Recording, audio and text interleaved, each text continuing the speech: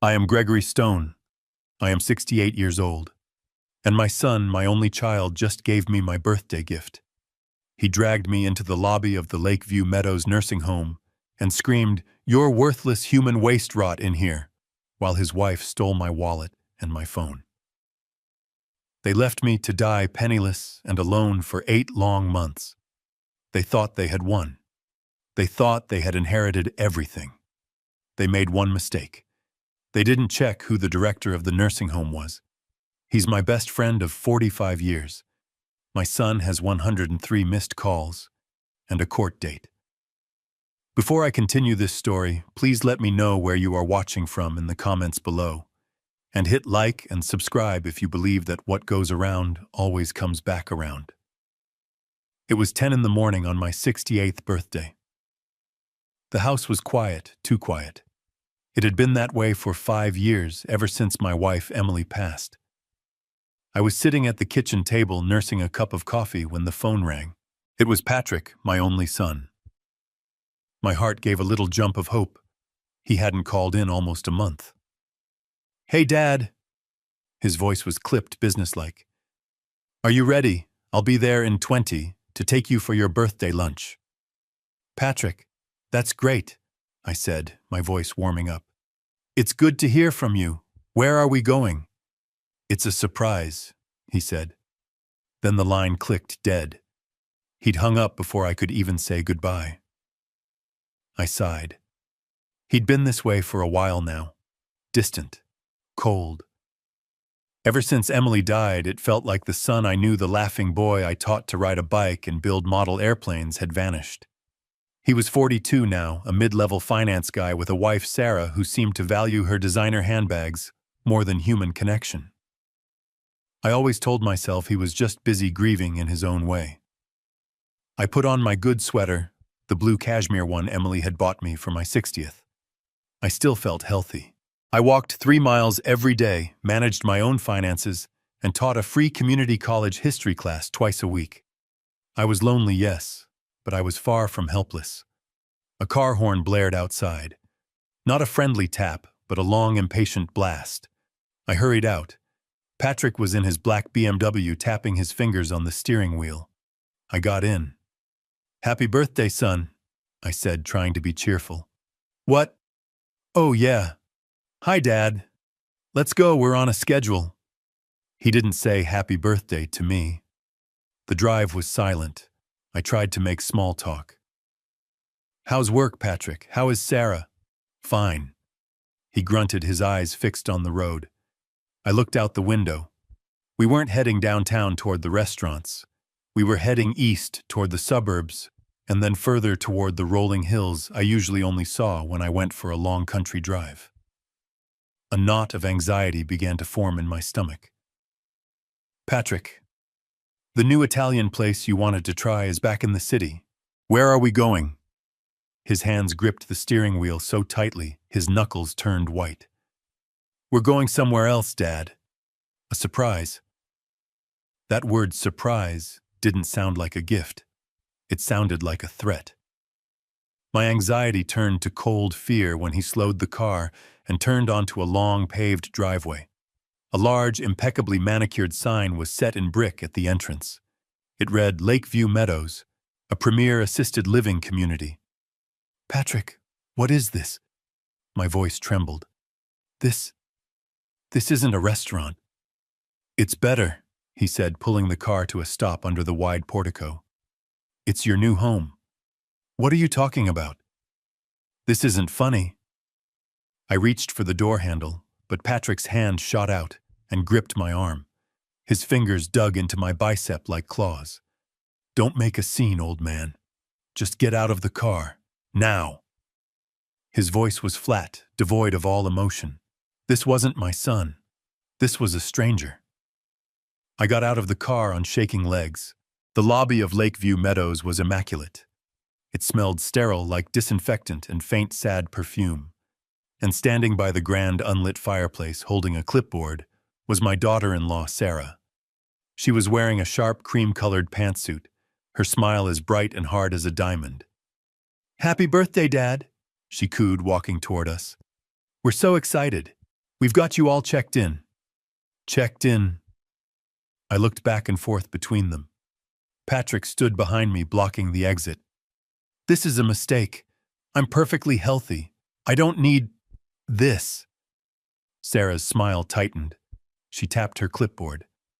Actually, that's not what our doctor says. Dr. Evans did a full evaluation. Early onset dementia. You're a danger to yourself, Greg. You've been forgetting things, leaving the stove on. Dr. Evans. My mind raced. I've never met a Dr. Evans. I haven't left any stove on, Patrick. What is this lie? It's not a lie, Patrick said, his voice rising. I'm your son. I'm in charge of your health. And I say you're sick. You can't do this, I shouted, my voice echoing in the cavernous lobby. I lunged for the door. Patrick grabbed me. He was stronger than I realized. He shoved me hard. I stumbled backward and collapsed into a hard vinyl armchair. My 68-year-old body ached from the impact. He stood over me, his face purple with a rage I had never seen. The mask was completely gone. Listen to me, old man. He hissed, his voice low and venomous. You're going to stay here. You don't get it, do you? You're a burden. You're an anchor around my neck. You have nothing. You are nothing. He leaned in closer, his spit hitting my face as he screamed. You're worthless human waste. You will sit in this room and you will rot. That is my birthday gift to you. The silence that followed was absolute. A few elderly residents in wheelchairs parked like forgotten furniture in the hall stared at us with dull, uncomprehending eyes. The receptionist didn't even look up from her computer. This was normal here. I was too stunned to speak.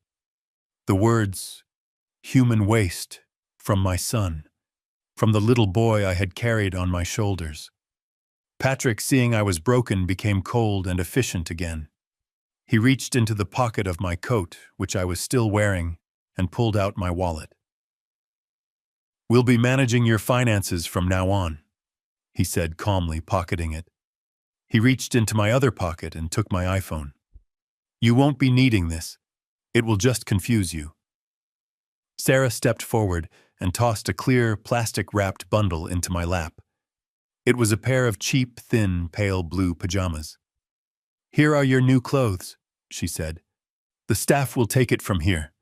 We'll visit when we can. They turned. They didn't look back. They walked out, the automatic glass doors got into their gleaming black BMW and drove away. They left me there. No wallet. No phone. No identification. No way to call for help. Stripped of everything in a place I didn't know, with a fake diagnosis by my only child. I just sat there, clutching the cheap pajamas, the echo of my son's words ringing in my ears. Worthless human waste. Maybe he was right. A large, burly orderly with a bored expression walked over to me. All right, Gregory, let's get you processed. Director wants to see you after you're settled. Processed. I felt like a piece of meat. He grabbed my arm, pulled me to my feet, and half-dragged me to a desk. I was fingerprinted. A digital photo was taken, a mugshot. My good cashmere sweater was taken and replaced with the thin pajama top. Then the long walk, down a pale green hallway that smelled of bleach and despair. The orderly pushed open a door. Room 2B, this is you. I looked inside. It was small, cramped with 2 beds. The paint was peeling. The window looked out onto a brick wall. On the other bed sat a man even older than me, staring blankly at a television that was showing static. Your roommate, the orderly grunted. Don't cause trouble. He shut the door, and I heard the click of a lock. I sat on the thin mattress. The springs groaned. This was it. This was where I was going to die. Betrayed. Robbed. Alone. I thought of Emily. I was so glad she wasn't here to see this, to see what our son had become. I hadn't cried since her funeral 5 years ago. I put my face in my hands, and I wept. Hours passed. It was dark outside. I hadn't moved. I was a stone. The lock clicked again. The same rude orderly opened the door. "Get up, old man. The director wants to see you now." I was terrified. What now? More papers to sign, more humiliation. Was I going to be forced to sign over my house? My legs felt like lead as I shuffled behind him. He led me away from the patient wing through a set of double doors and into the administrative area. This side was different. Thick carpet, mahogany walls, quiet. It felt like a law office. The orderly knocked on a heavy wooden door at the end of the hall. "He's here, sir." A muffled voice from inside said, "Send him in." The orderly shoved me into the room and closed the door behind me, leaving me alone. The office was huge.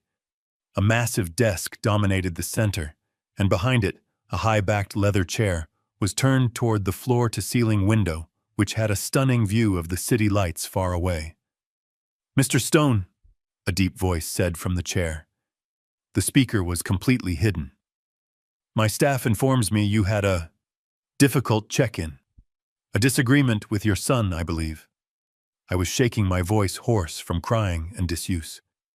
"Please," I whispered. "This is all a terrible mistake. My son, he lied. I'm not sick." The man in the chair sighed.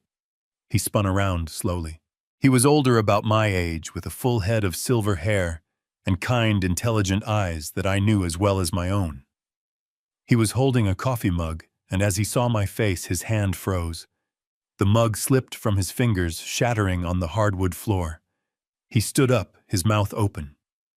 "Greg," he whispered, his voice filled with disbelief. My heart stopped. I couldn't breathe. I would know that voice anywhere. "Mike!" It was Michael Sullivan, my college roommate. The best man at my wedding to Emily. The man who had been my best friend for 45 years until he'd moved away 5 years ago to take a big corporate job running a healthcare company. "Mike!" I gasped. "What are you doing here?" Mike pointed a trembling finger at the nameplate on his desk. His eyes were wide with a terrible, dawning horror.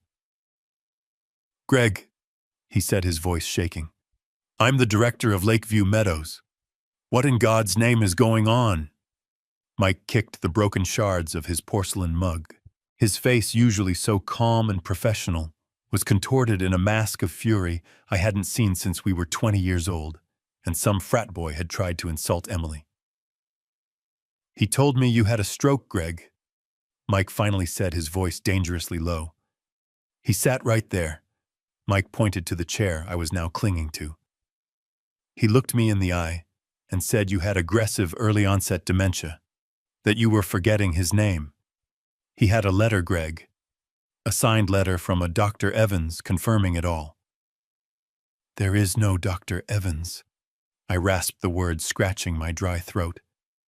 "There was no stroke. There was just a birthday lunch, a drive. And then he shoved me into that chair, and he called me worthless human waste." I repeated the words, the horrible, unbelievable words. I told him everything, how Patrick had screamed, how Sarah, that venomous woman he'd married, had stood there and smiled as they stole my wallet, my phone, my life. Mike's professional calm was gone.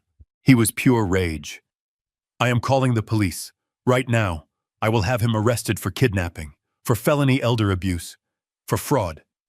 I will see that bastard in a jail cell before midnight."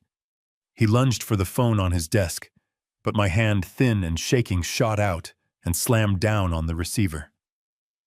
"No." He froze.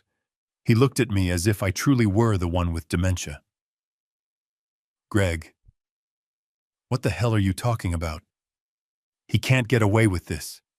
He threw you in here. He is committing a crime. And that's why we can't call the police," I said. The shock was fading, replaced by a cold, clear, analytical calm. It was a feeling I hadn't had in years, not since I ran the company. "Mike, think. He has a fake doctor's note. He has his wife as a witness. If I walk out of here right now, what happens? He'll just claim I'm a confused old man who wandered off. He'll say you kidnapped me. It's my word, the demented patient, against his, the concerned son. So we fight him, Mike yelled, pacing the office. We get you a lawyer. We expose him. He'll just deny it, I said, my voice dropping to a whisper. He'll apologize. He'll cry. He'll say he was just overwhelmed by his sick father, and he'll walk away. No, Mike. He's already crossed the line. He thinks I'm worthless. He thinks I'm finished. I want him to keep thinking that. Mike stopped pacing. He stared at me, the horror on his face slowly being replaced by a dawning, terrible understanding. Greg, what are you planning? He wants me to rot in here, I said. Fine. Then as far as he knows, I will. I looked around the luxurious office, then down at the cheap, thin pajamas I was wearing. I want you to keep me here, Mike. Not as your friend, as a patient. Put me back in room 2B. Treat me exactly like the staff treated me when I came in. But I need you to be my eyes and ears on the outside. You're insane, Mike whispered. You want to stay here? He thinks I'm a poor retired teacher. He thinks this house and my small pension are all that's left. He doesn't know about the company. He doesn't know about the trust. He doesn't know about Evelyn Reed. He thinks he's just committed a petty theft. I want to give him enough rope to commit a real crime. I want to see exactly how far he will go when he thinks no one is watching. Mike ran his hands through his silver hair, finally processing the sheer audacity of my plan. He looked at the door, then back at me. He paid for 8 months, Greg. Up front, in cash. Said it was your life savings. Then he gets 8 months, I said, my voice as hard as steel. You do your job, Mike. You run this place. You tell him I'm acclimating. You tell him I'm confused. When he calls you, tell him I'm deteriorating. And while you're doing that, you report everything back to me. Every time he calls. Every property he tries to list. Every dollar he tries to steal. And you, Mike asked, his voice low, you're just going to sit in that hellhole room 2B. I'll be planning, I said. I've been a quiet, humble, retired teacher for 20 years, Mike. He forgot who I was before that. He forgot the man who built EduTech Solutions from a garage. He forgot the man who negotiated $100 million deals. It's time to remind him. Mike was silent for a full minute. Then he walked over to the shattered remains of his mug and nudged a piece with his shoe. He looked up and the fire in his eyes matched mine. Okay, Greg. We'll do it your way. 8 months. He thinks he's burying you. We'll let him dig his own grave. Good, I said, a grim satisfaction settling in. Now get me a burner phone. And get me my lawyer. Mike helped me to my feet. He opened his office door, his face instantly shifting back to the calm, professional mask of Director Sullivan. Welcome to Lakeview Meadows, Mr. Stone. I hope your stay is productive. As he led me back down the pale green hallway back to the stench of bleach and despair in room 2B, I no longer felt like a victim. I felt like a hunter. The trap was set. All I had to do now was wait for the animal to walk into it. Mike poured 2 stiff scotches from a crystal decanter hidden on his bookshelf. He handed one to me. Patient privileges, he said, his voice a low growl. I took the glass. The liquid burned a sharp, expensive shock against the cheap, thin cotton of the hospital pajamas they'd forced me into. It was the first real thing I'd felt in hours. Mike was still pacing his office, his feet silent on the thick Persian rug. $80 million, Greg. Are you telling me? 80 million, and your son just dumped you in here like that? I nodded slowly, letting the warmth of the scotch settle in my chest. 84 million, actually, as of my last statement from Evelyn. 84,200,000 and change. I saw him do the math in his head.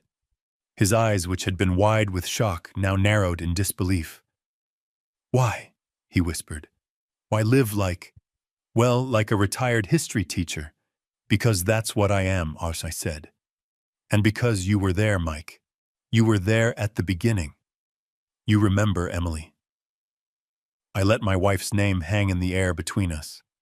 Emily, the conscience of our group, the one who kept us grounded when we were just 3 kids in a garage trying to build something new.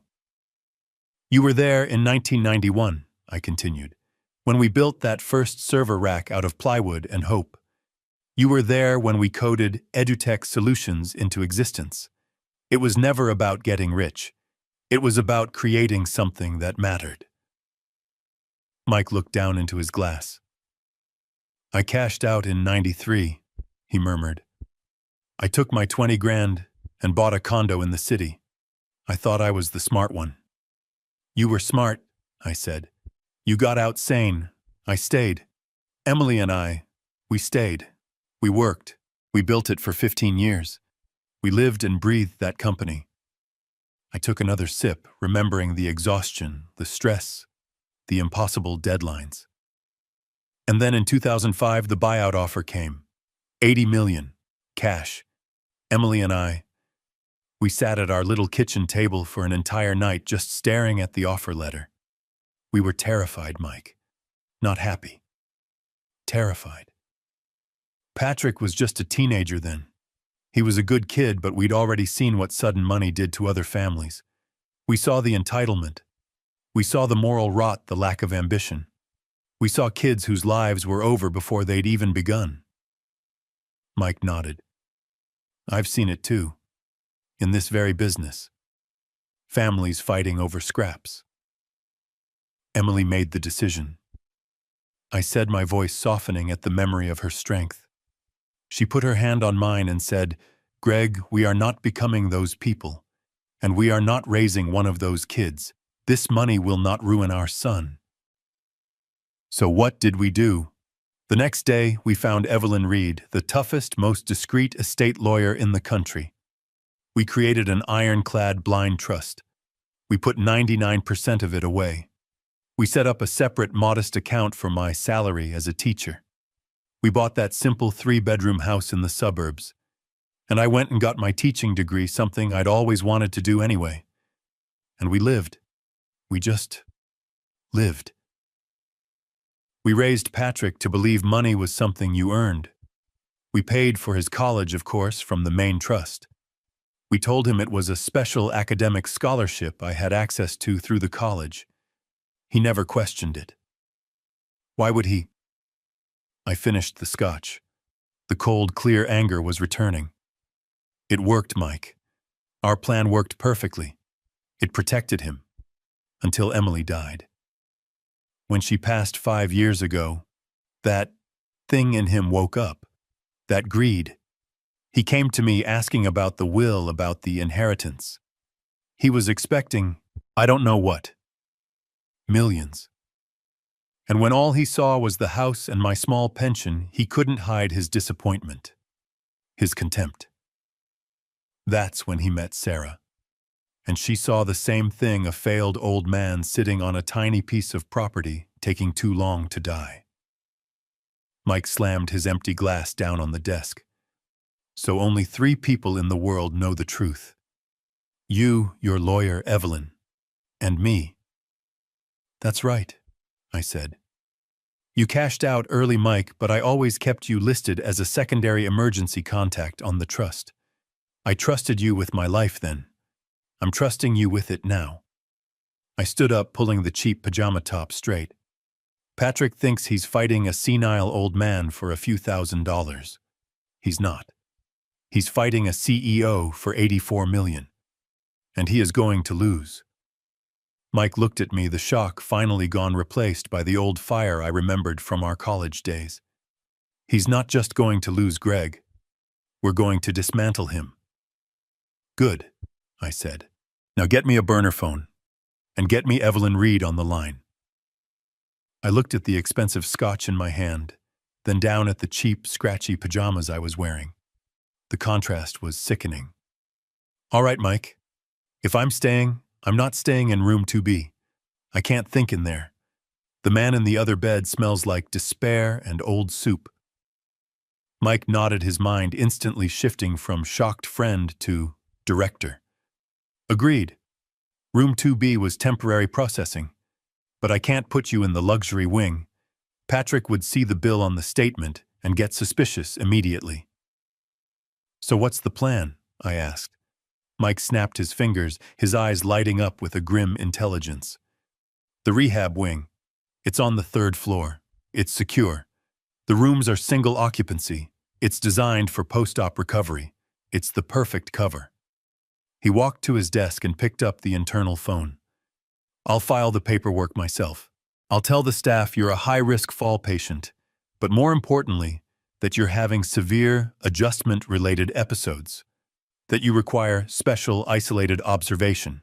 It justifies the private room and the security protocols. And Patrick, I pressed, how do we handle him? This is how. Mike dialed an extension. Nurse Ramirez, this is Director Sullivan. Yes, regarding the new admission, Mr. Gregory Stone.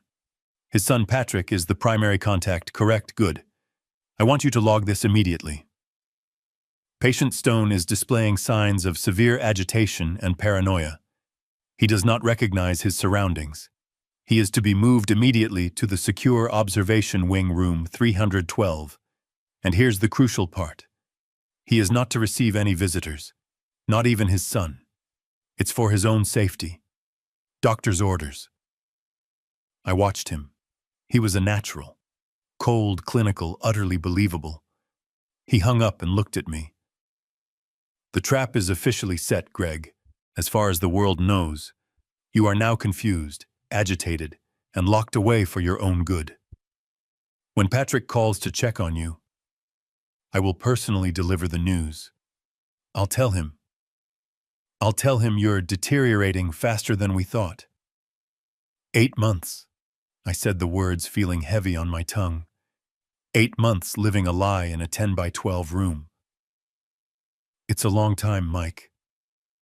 It's the time Patrick paid for, Mike said darkly. And it's the time Evelyn needs. If your son is as desperate as you say, he won't wait. He'll get sloppy. He'll try to access the house. He'll try to access the accounts. He'll try to get his hands on whatever he thinks is left.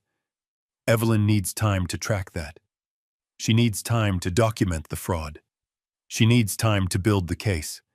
And I, he added, his voice hardening, need time to find this Dr. Evans who signed that fraudulent letter. I thought of Patrick's face when he'd screamed at me. That pure, unadulterated greed. He didn't just dump me here, I said, my voice hardening to match Mike's. He sold me out. He sold Emily's memory for, what? A new car. A nicer apartment. He looked at the father who raised him, and he called me human waste. 8 months is a gift. I want him to believe he's won. I want him to be arrogant. I want him to be sloppy. So that when we finally pull the rug out, the fall is absolute. Mike nodded, the pact sealed between us. All right. I'll have Nurse Ramirez, she's trustworthy, been with me for 20 years, move you to 312. It will be clean. It will be private. I'll make sure a secure laptop and your burner phone are hidden in a false panel behind the dresser.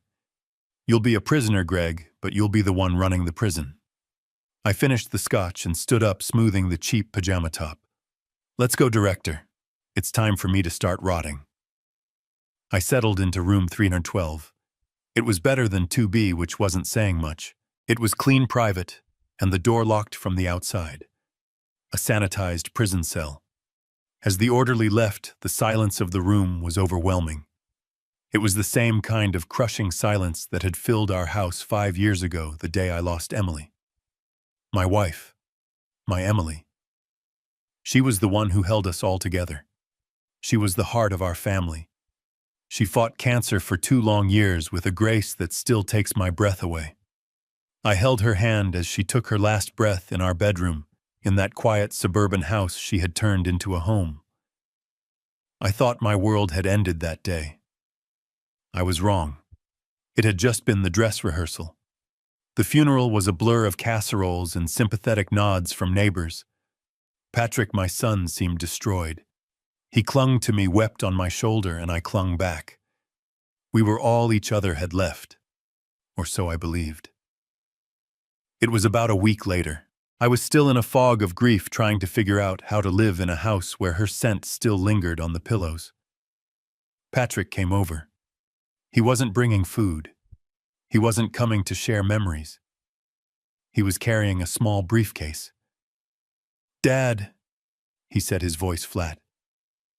"We need to talk about the will, about the assets." I was stunned. What, Patrick, your mother is? She's barely been gone a week." "I know, Dad," he said. His voice laced with an impatience I'd never heard before. "But these things are important. We have to be practical. I need to know what she left, what we have." I remember just staring at him. I told him the truth, the only truth he was ever meant to know. "Son, there are no assets. There's the house, which is fully paid for. There's my pension. There's the life insurance, just enough to cover the funeral. We lived simply.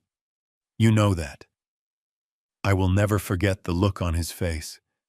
It wasn't grief, it wasn't sadness, it was disappointment. Pure, unfiltered disappointment. He looked at me like I had failed him, like I had somehow betrayed him by not being secretly wealthy. "That's it?" he asked. "A house and a pension. After 45 years of work, we had enough." I said, my voice weak. "We had you." He just nodded, stood up, and left. He didn't come back for 2 weeks. And when he did return, he brought her, Sarah. He'd met her at some high-end bar, he said. She walked into my house not like a guest, but like an appraiser. Her eyes weren't kind. They were sharp. They scanned the furniture, the simple art Emily had painted, the old appliances in our kitchen. I saw that same look of disappointment in her eyes, but hers was mixed with something else. Contempt. From that day on, Patrick was gone. The boy I raised was replaced by this new, hollow version, a puppet for Sarah's ambition. The questions started subtle at first. "This house has good bones," Sarah would say, sipping wine she'd brought, because mine wasn't drinkable. "In this neighborhood, it must be worth a small fortune. Have you thought about selling an old man like you all alone in a big house?" My son, my Patrick, would just nod along. "She's right, Dad. It's a lot to maintain. Maybe it's time to downsize. Free up that equity." I see it all so clearly now, sitting here in this locked room. His mother's death wasn't a tragedy to him. It was a payday. And when the payday wasn't big enough, he and his new greedy wife decided to find another way to get it. They couldn't wait for me to die. So they decided to bury me alive. The first 30 days in that room felt like a year. I fell into the numbing, humiliating routine of the institution. I was patient stone. I ate the bland, lukewarm food. I shuffled down the hallway during the mandated recreation hour. I pretended to be slightly confused, just enough to match the fake file Mike had built for me. The staff, all except for Nurse Ramirez, who knew the truth, treated me with that polite, condescending pity reserved for the dying. Patrick, of course, had not visited. He had called Mike twice. "How is he, Director?" I heard the feigned concern in his voice on the speakerphone in Mike's office where I was hidden. "He's deteriorating, Mr. Stone," Mike had said, his voice a perfect blend of professional sympathy. "He's agitated. We've had to move him to a secure wing. We strongly advise against visitors. It could set back his acclimation." Oh, that's terrible," Patrick had replied. I could almost hear the smile in his voice. "Well, whatever you think is best, Director. Just take care of him." Today, Mike came to my room for my monthly review. He walked in with a clipboard, Nurse Ramirez at his side. He dismissed her. I'll handle this one, nurse. Go check on 308. The moment the door clicked shut, his entire demeanor changed. All right, Greg, he said, his voice low and urgent. The rat took the cheese. I sat up on my thin mattress. He went for the accounts. Not just went for them.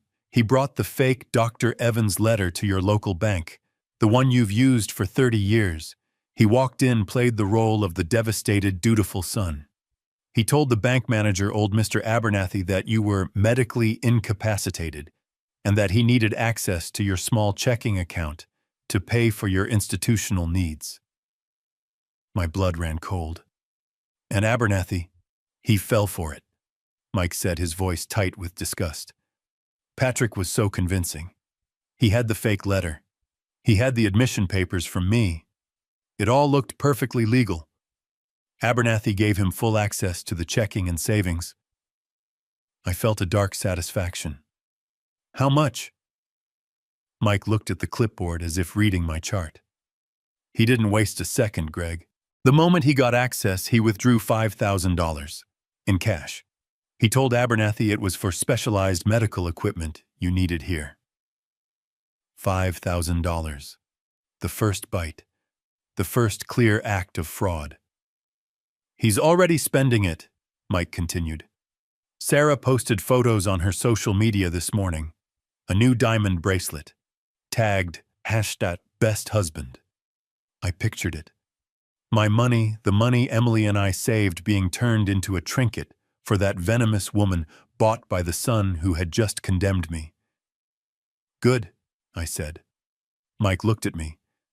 Good, Greg, he's stealing from you. He's not stealing, Mike, I replied, standing up and walking to the window that looked out onto the brick wall. He's creating evidence. He's building my case for me. He thinks he just won $5,000. He doesn't realize he just signed his own confession. Let him. Let him and Sarah spend it all. Let them get comfortable. Let them get greedy. I turned back to my friend. Tell Evelyn to log the transaction. We let him think he's getting away with it. We let him take everything. The second month was a lesson in patience. Mike brought the burner phone to my room once a week, hidden in a hollowed-out history book.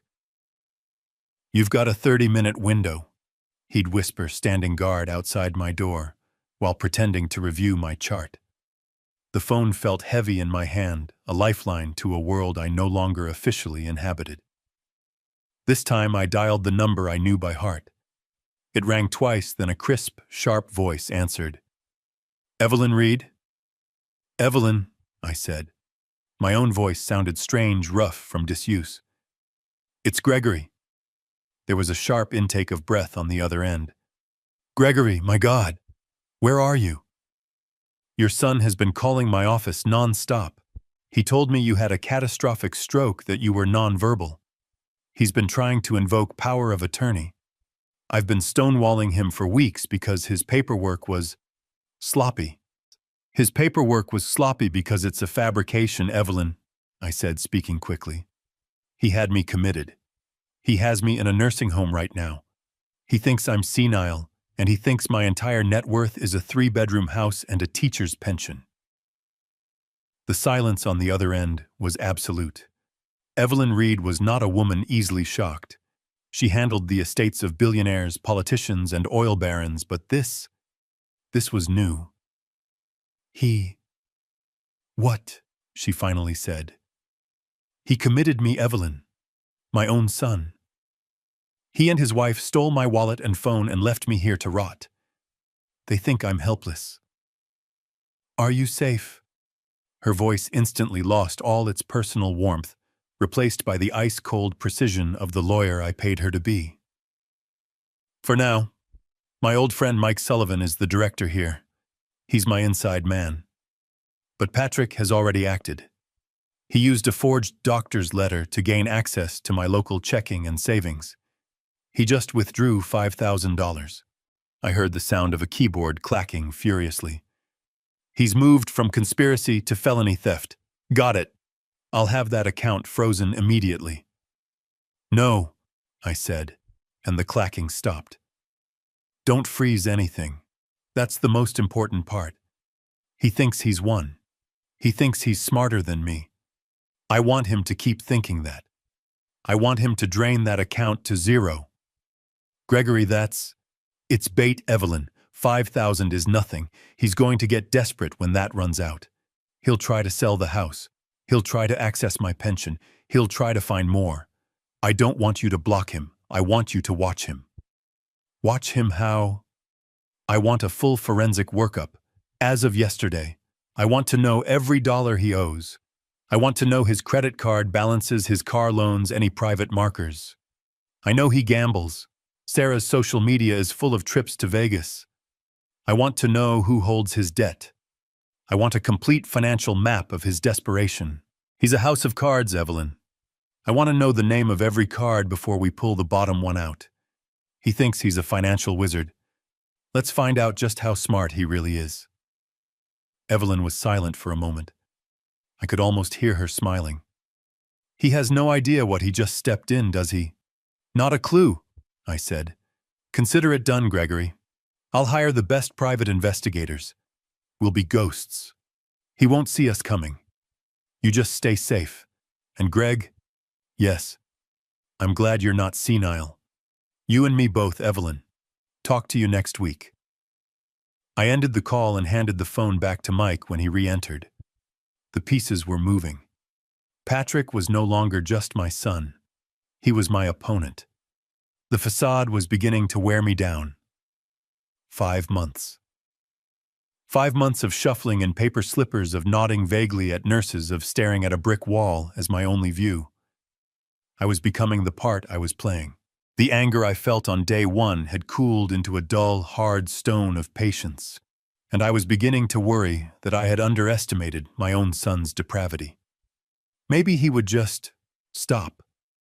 Maybe the $5,000 was all he had the guts to take.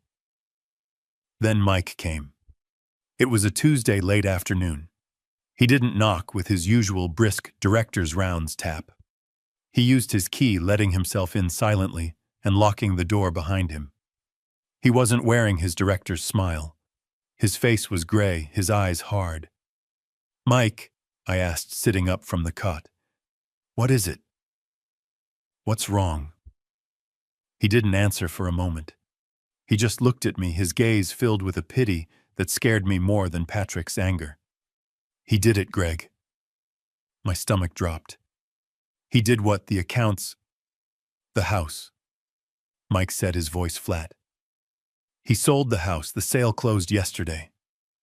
I felt the air leave my lungs. The house. The 3-bedroom suburban box I had bought with Emily in 1985. The place I had brought Patrick home to from the hospital. The walls that still had the pencil marks where we measured his height. The backyard where I taught him to throw a baseball. The kitchen where Emily and I had danced to old records. Gone. Sold by the very boy who had filled that house with laughter just to fuel a lifestyle he hadn't earned. I expected it. I had planned for it. But hearing it still felt like a physical blow. He must have used a forged power of attorney," I murmured, my mind racing. "Evelyn can fight that. We can get it back." "Greg," Mike said, and his voice was so heavy, so full of dread that I finally looked up from the floor. "Greg, that's not all he sold." "What do you mean, not all? What else was there?" "The furniture." Mike's eyes were glistening. He wouldn't look at me. "The estate sale was this morning. He sold Emily's piano." The world stopped. The sterile white room tilted. The house was bricks and wood, but the piano. The 1920s Steinway Baby Grand I had bought for Emily on our 10th anniversary. The one she played every single night.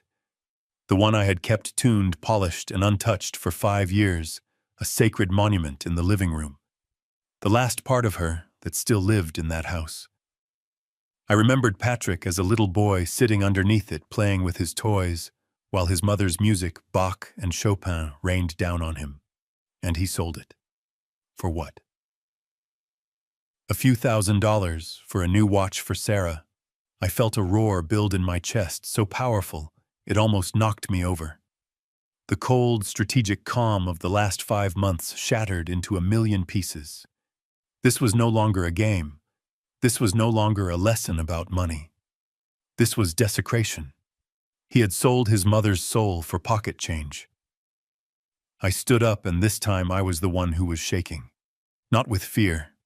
With a rage so pure, so cold, it was almost holy. "Get me the phone," I said, my voice a low animal growl he'd never heard before. "Greg, Get me the goddamn phone, Mike. Get me Evelyn, now. The 8-month plan is over. The lesson is over. Now we end him." Mike handed me the burner phone, his hand shaking slightly. He didn't say a word. He knew the look in my eyes. The grieving father was gone. The calculating CEO was back.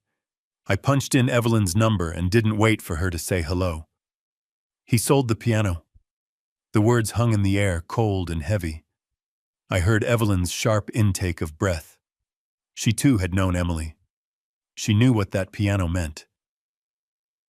"Greg," she said, her voice tight. "I am so sorry.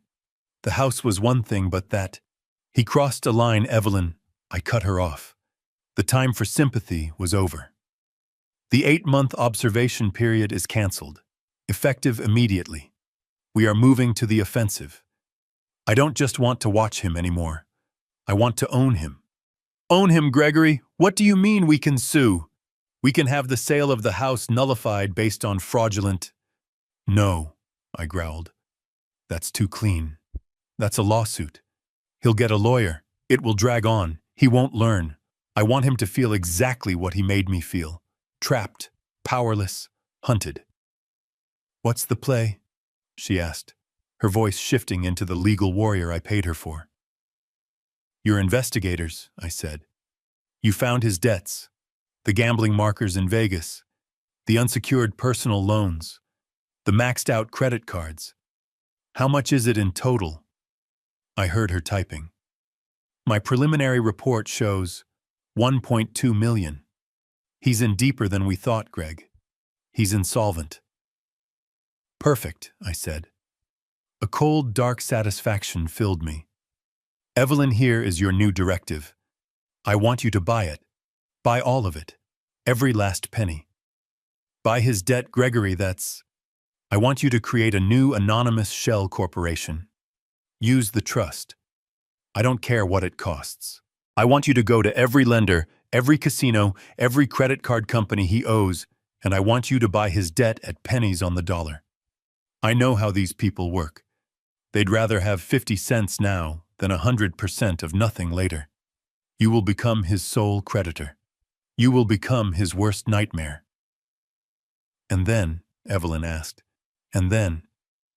I said, walking to the window and staring at that brick wall. "You will call every single one of those loans due at the same time.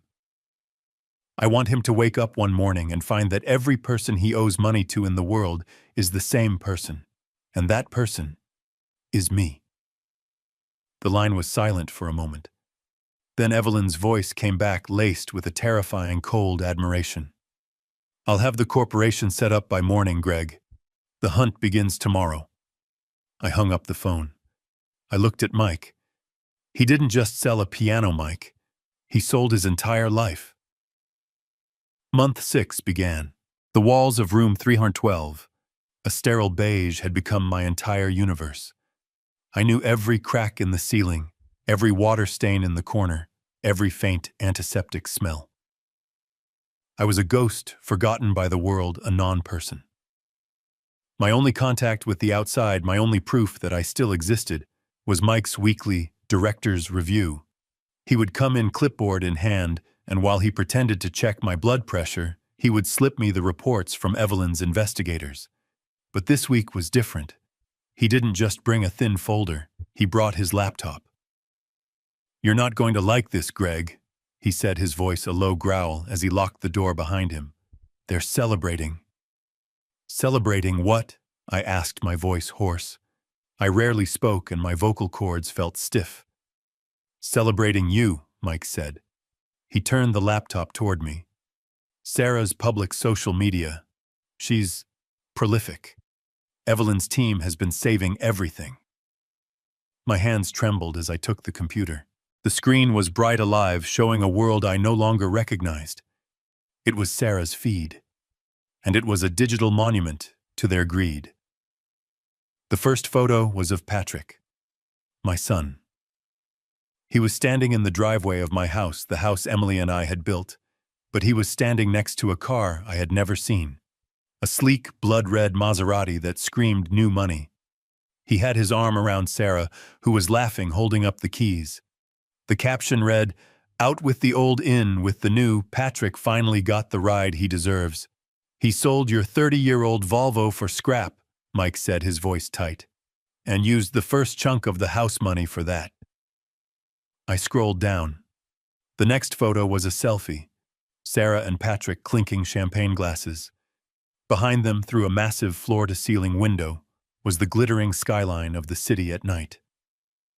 "They moved," I whispered, recognizing the view. "The Meridian Tower. The penthouse." "Rented," Mike corrected. $20,000 a month. They paid 6 months up front. With your money." I kept scrolling. Photo after photo. Sarah with a new fur coat. Patrick at a high-stakes poker game fanning a stack of $100 bills. Sarah again, this time at a jewelry store, holding her arm out. The sun glinted off a new vulgar diamond bracelet. The caption read, "My king knows how to treat his queen." I felt a bile rise in my throat. This was what Emily's memory was worth. This was the price of her piano, a sports car, a rented apartment, a handful of blood diamonds for that woman's wrist. They weren't just spending the money. They were destroying it. They were locusts consuming everything my wife and I had carefully, quietly built over a lifetime of work and love. And then I saw it. The last post. The one that stopped my heart. It was a picture of them at a restaurant, one of those places with tiny food and $1,000 wine bottles. They were holding their glasses high in a toast, their faces flush with arrogance and victory. Mike pointed to the caption below it. "Read that, Greg." I read the words Sarah had typed, available for the whole world to see. "A toast to our new beginning, finally getting everything we deserve. It's amazing how much lighter life feels when you finally take out the trash. Some people are just better off as a tax write-off. Him rotting in that home is the best thing that ever happened to us." Rotting. Tax write-off. The same words my son had screamed at me. Now they were a public celebration. A joke. My suffering, my imprisonment was a joke to them. I closed the laptop. My hands were perfectly steady.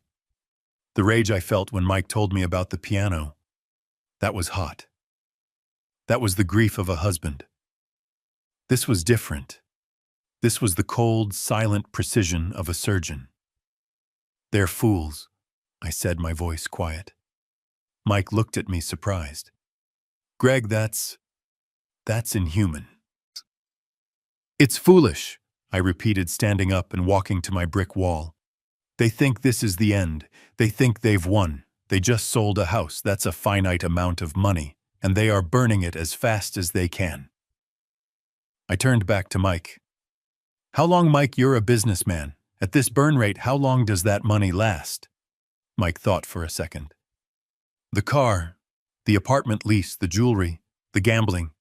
Maybe 3 more months, 4 tops.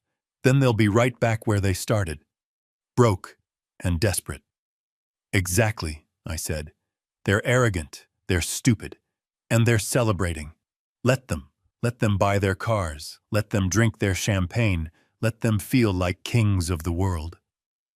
"Why?" Mike asked. "Because," I said, a slow, cold smile spreading across my face, "Evelyn is buying their debts next month. I want them to be on top of the world. I want them to have everything they've ever dreamed of, right before the bank repossesses it all. I want them to feel the fall.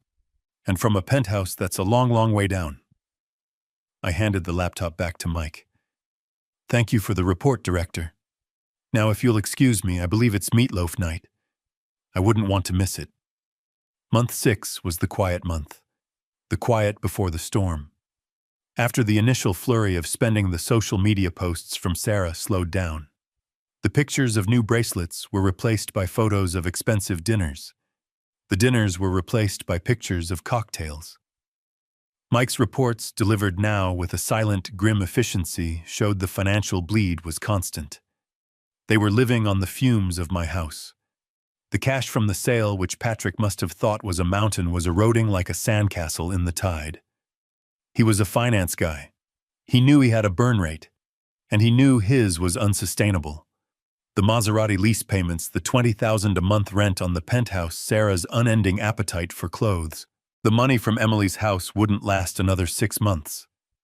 Patrick, in his arrogance, believed he was a financial genius. He just needed one big win. He just needed to make the money work for him the way he thought new money was supposed to. Evelyn's report, which Mike read to me in the sterile quiet of room 312, was precise. Subject: Patrick Stone. New activity. Significant wire transfer of $60,000. Where did it go? I asked. Mike kept reading. A high-risk, high-reward tech startup. Quantum crypto arbitrage. It has all the buzzwords a fool would love. Evelyn's investigator overheard him bragging at a bar. You gotta spend money to make money, Patrick had said. This thing is going to triple our investment in 30 days. Old money is slow. I'm new money. He didn't just invest what was left of my house. He took out a new loan, a $50,000 high-interest bridge loan, to leverage his position. He was convinced he was one click away from becoming a millionaire. He took the last of Emily's legacy and poured it along with his new debt into a digital black hole. I almost felt pity for him. Almost. I waited. Evelyn waited. Mike waited. We didn't have to wait long. 2 weeks later, Mike came in for my checkup. He didn't say anything. He just handed me the report. The startup was a ghost, a classic pump and dump scheme. The founders had vanished. The website was offline. The entire investment, every last cent of the money he'd stolen, was gone. Wiped out. Patrick had just lost his safety net. And now he was about to find out he was dangling over a canyon. Evelyn, as instructed, made her move the very next day. The private investigator's report of that morning. I read it so many times I memorized it. Patrick was in his penthouse. The eviction notice for non-payment of rent was already on the marble countertop. He was staring at his laptop, watching the flatlined crypto chart, trying to figure out how to tell Sarah that the millions were gone. His phone rang. An unknown number. Is this Patrick Stone? A cold professional voice asked. Who is this? My name is Mr. Harrison. I represent Cascade Investment Holdings. We are calling regarding your outstanding marker of $72,000 from the Bellagio in Las Vegas. We recently acquired this debt. We are calling the note due. Payment in full is expected within 24 hours. The PI noted that Patrick actually laughed. Get in line, buddy.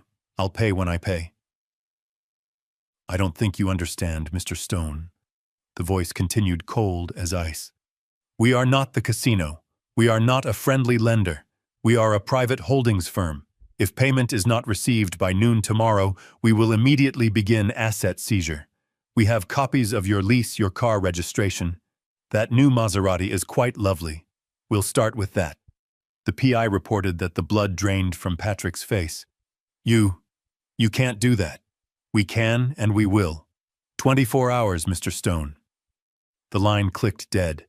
Patrick, panicked, was scrambling, trying to figure out who Cascade Investment Holdings was, when his phone rang again. Different number, same cold, dead tone.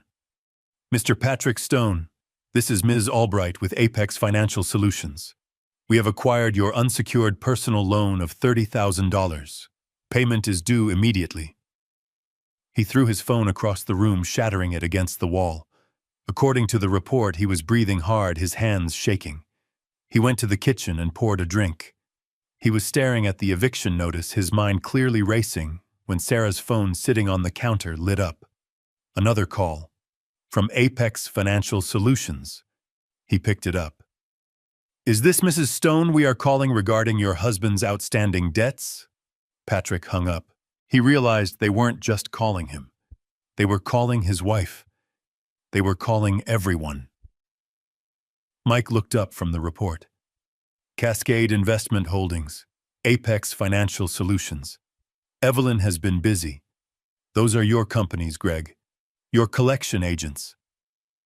I nodded, the grim satisfaction settling in. Patrick was trapped. He was in a glass cage of his own making, and the walls were closing in. The money he had stolen was gone, lost in a digital fantasy. And the debts he thought he could ignore forever, the debts he had accrued while living high on my dime, were suddenly standing at his front door, demanding to be paid in full.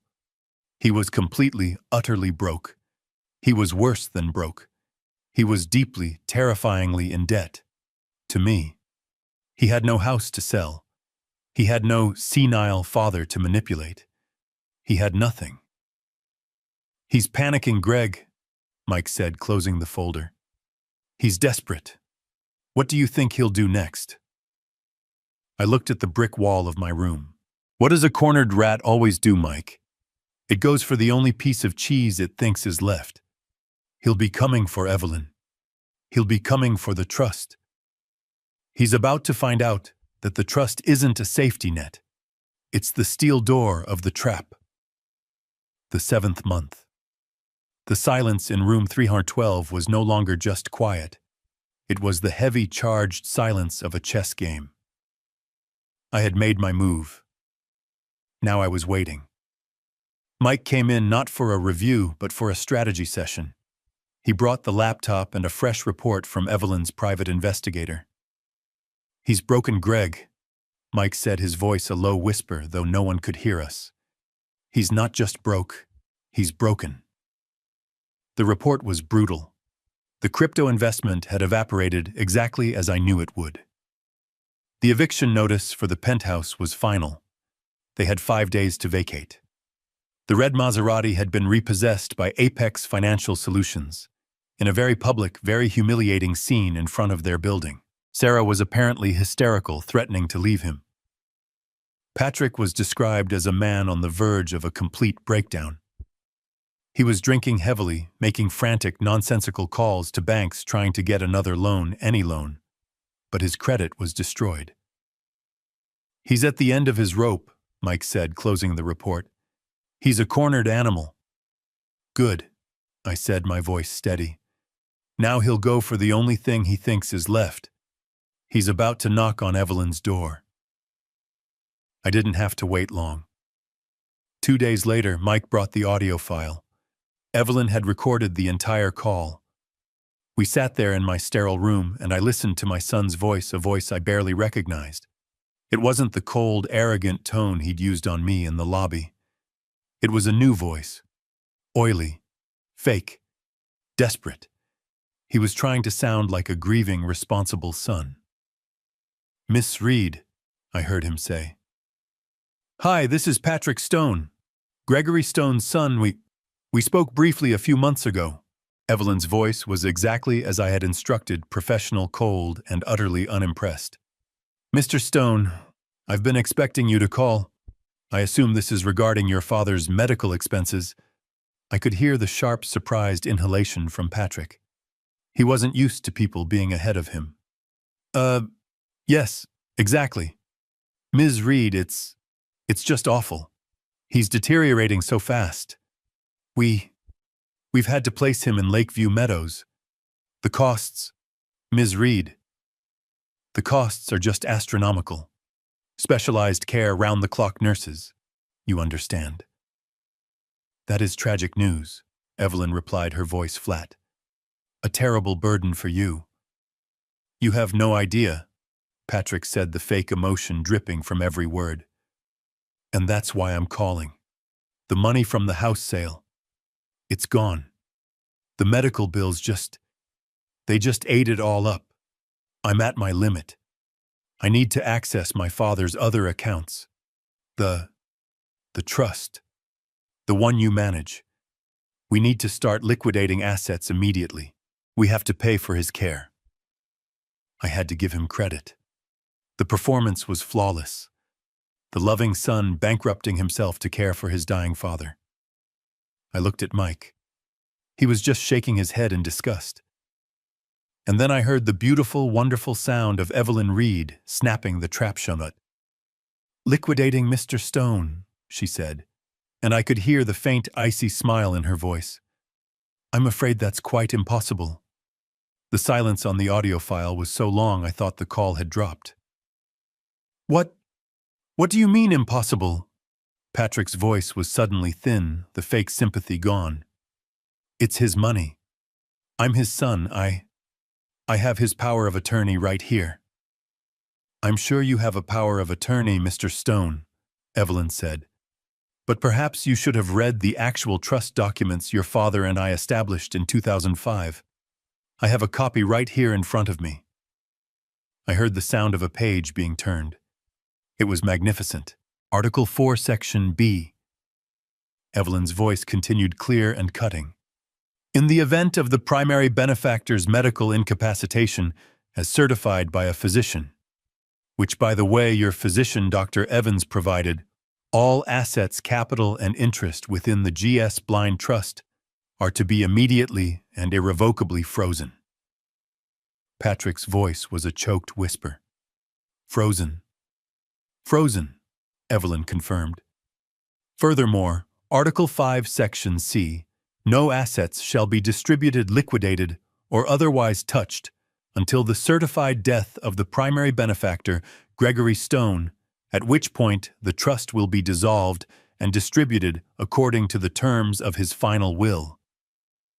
Until he's dead," Patrick shrieked.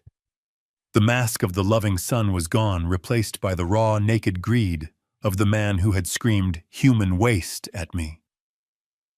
"Those were your father's explicit instructions, Mr. Stone," Evelyn said, her voice dripping with false regret. "He was very clear. He told me. He was worried that someone might try to take advantage of him in his old age. He wanted to ensure his true legacy was protected."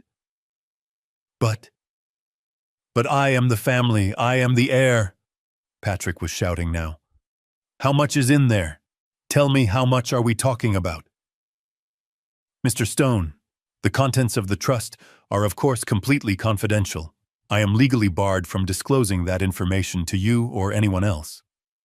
You have to tell me."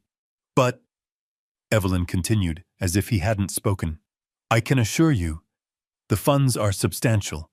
Your father was a very, very wise man." "Substantial." I heard him choke on the word.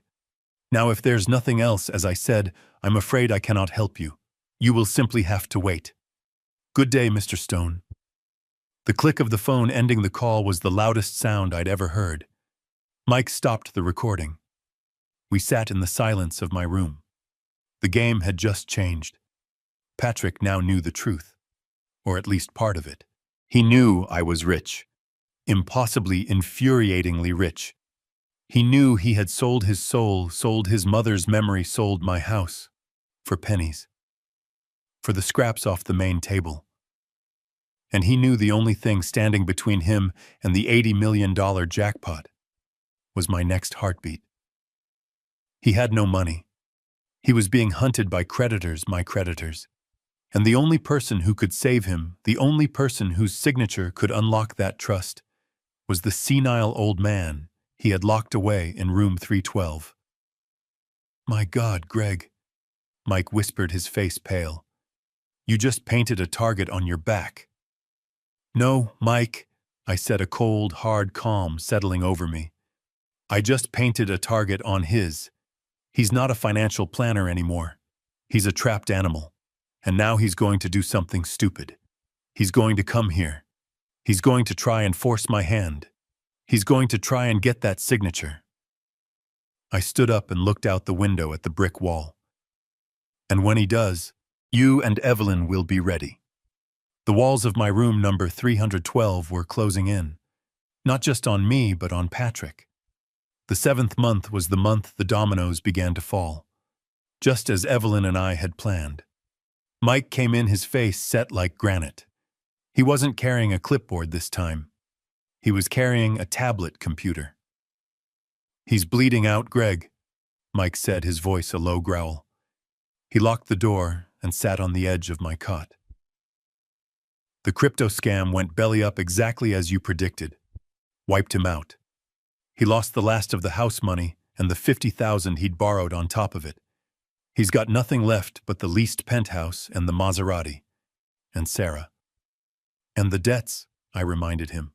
"The ones I own." "Right," Mike said, tapping the tablet. "Evelyn's team. They are surgical, Greg. Absolutely brutal. They waited exactly 2 days after the crypto crash. Then they made their move. All at once. This," he said, tapping the screen, "is the PI report from yesterday. It's a work of art." I took the tablet. The first entry was time-stamped 11:34 a.m. Subject: Patrick Stone. Location: Tiffany and Company, 5th Avenue. Mike filled in the details. He was trying to buy Sarah a makeup present, apologizing for losing their nest egg. The PI was at the next counter. Patrick had the saleswoman fawning over him. He picked out a 3-carat diamond necklace. He was laughing, telling her to wrap it up. Then he handed her his American Express. I read the PI's description.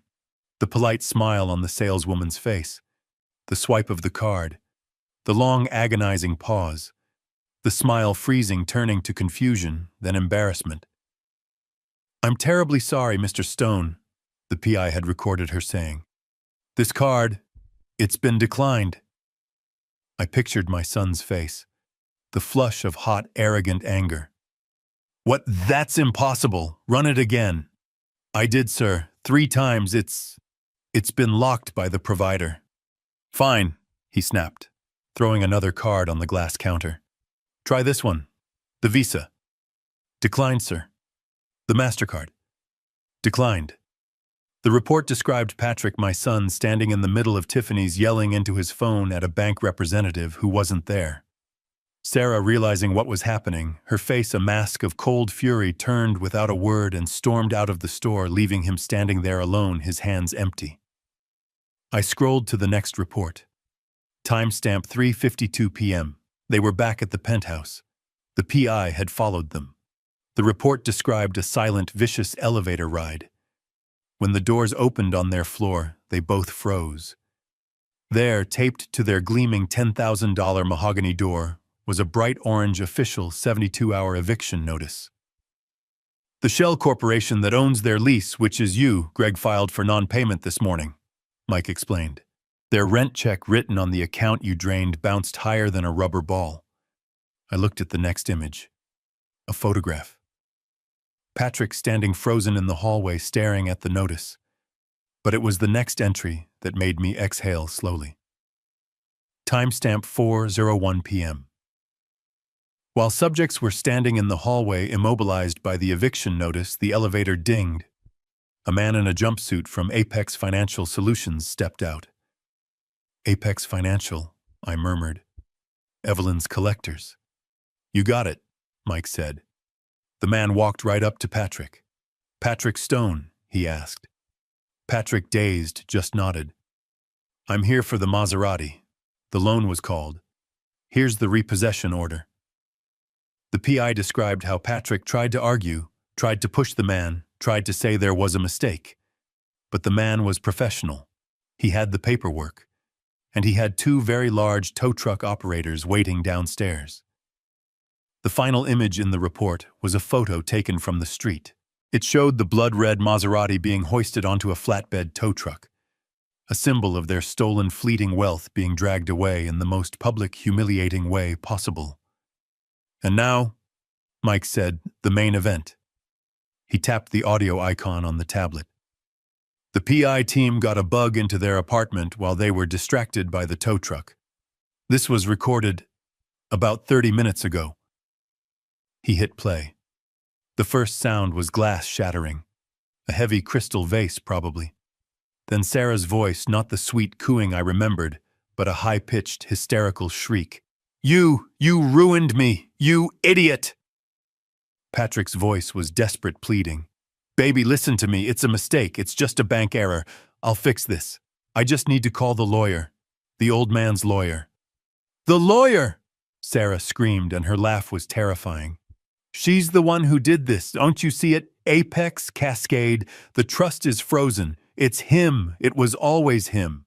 No, he's senile. He's a drooling old man in a bed. I put him there. He can't. He can, Sarah shrieked. He's not senile, you pathetic fool. He's been playing you. He's been sitting in that home watching you make a clown of yourself. He's laughing at us, Patrick. He just bankrupted us from a hospital bed. There was a long pause, just the sound of Patrick's heavy, panicked breathing. Then Sarah's voice dropped, and it became colder and more venomous than any scream. I married you, Patrick. Do you know why I married you? I married you because I thought you were the smart son of a secret millionaire. I saw that house, I saw that name. I thought you were just playing the part, waiting for the old man to die. But you're not smart. You're not a millionaire. You're just the idiot son of a man who outsmarted you. You couldn't even rob your own father, right? There was a heavy, dull thud, the sound of a slap. Then Patrick's voice, no longer desperate but low, shaking, with a new and terrifying rage. Don't you ever say that to me. We have nothing, Sarah sobbed. Nothing. We have 5 days until we are on the street. What are you going to do? Mike hit stop. The recording ended. The silence in room 312 was heavy. She's right, I said quietly, looking at the brick wall. He's a pathetic little boy, and now he's a cornered one. He just lost the house, the car, the money, and in that moment, he lost her respect. He has nothing left to lose, Mike said, his voice grim. I shook my head. No, he has one last thing to go for. He's not thinking about money anymore. He's thinking about survival. He's thinking about what Evelyn said. I turned to look at my friend. What did she tell him, Mike? Mike's eyes met mine. He knew exactly what I was thinking. Until he's dead. He's coming here, I said. He's not coming to talk. He's not coming to get a signature.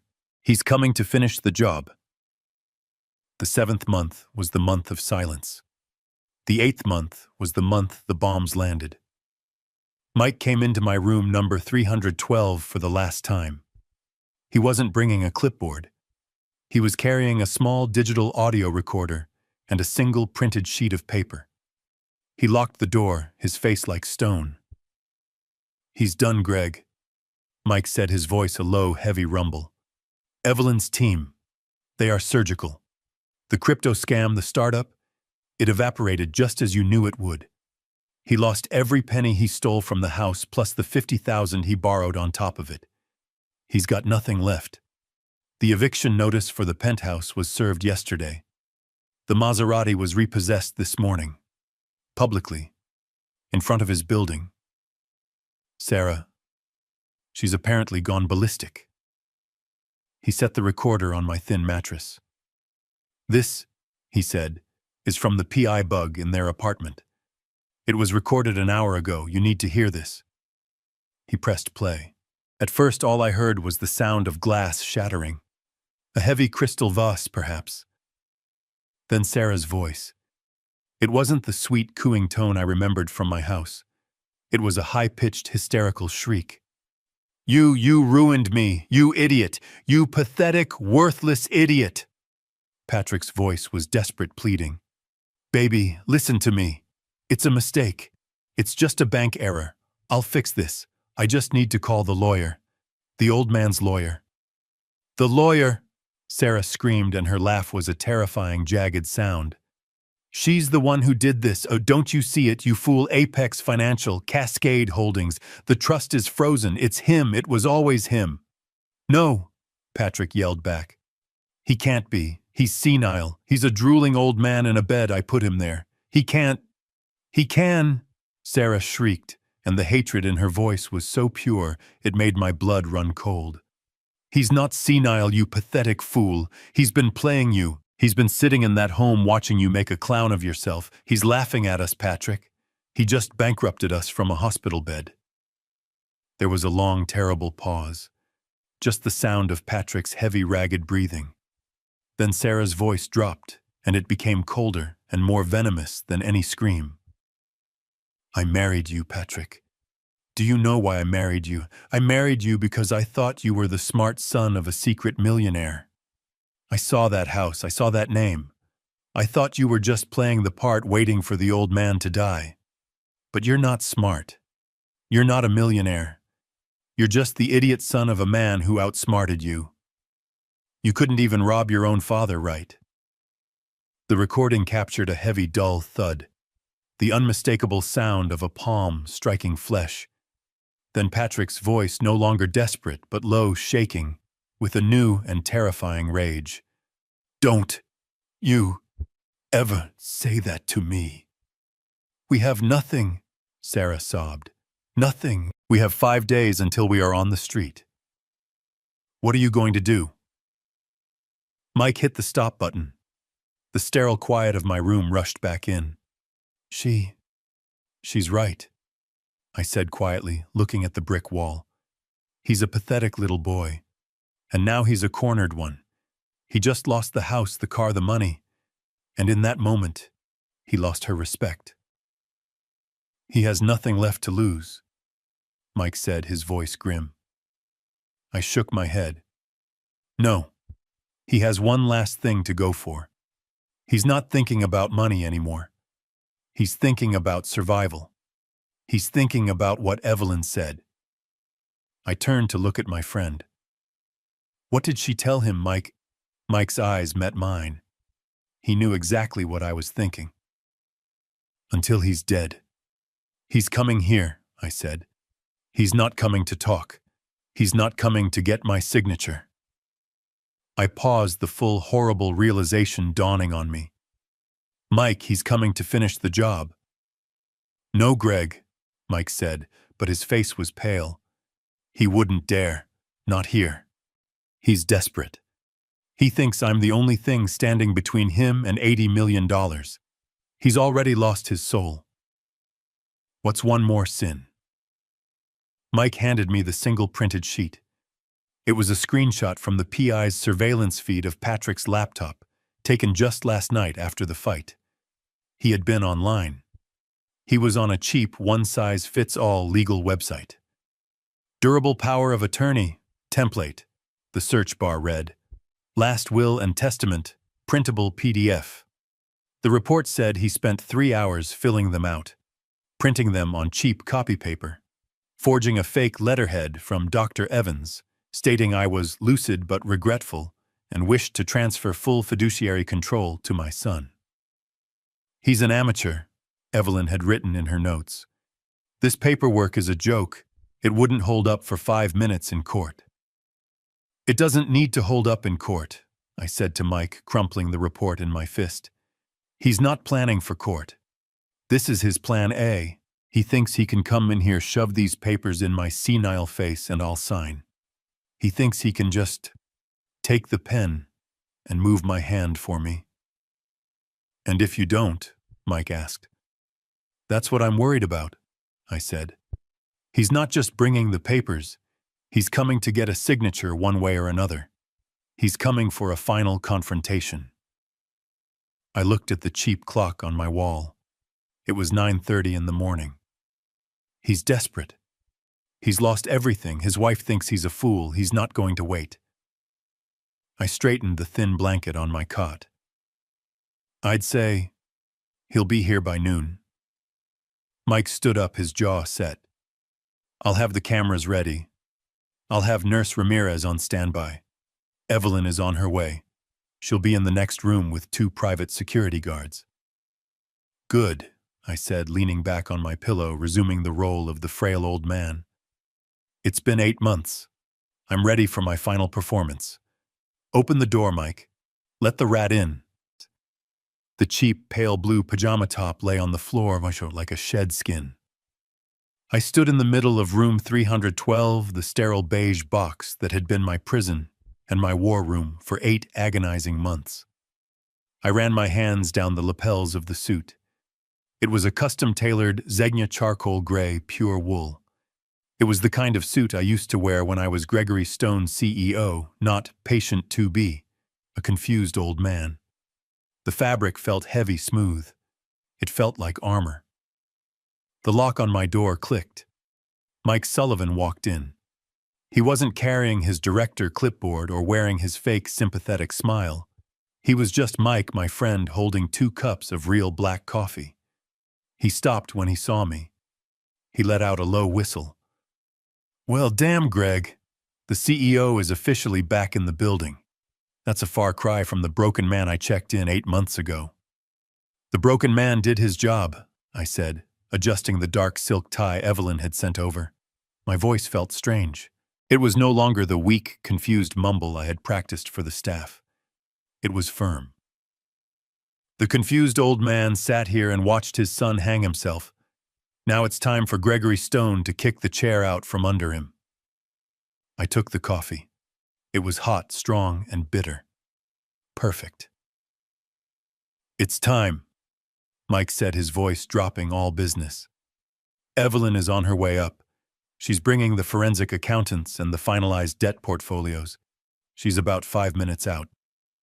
And Patrick? I asked, taking a sip. Mike's face darkened.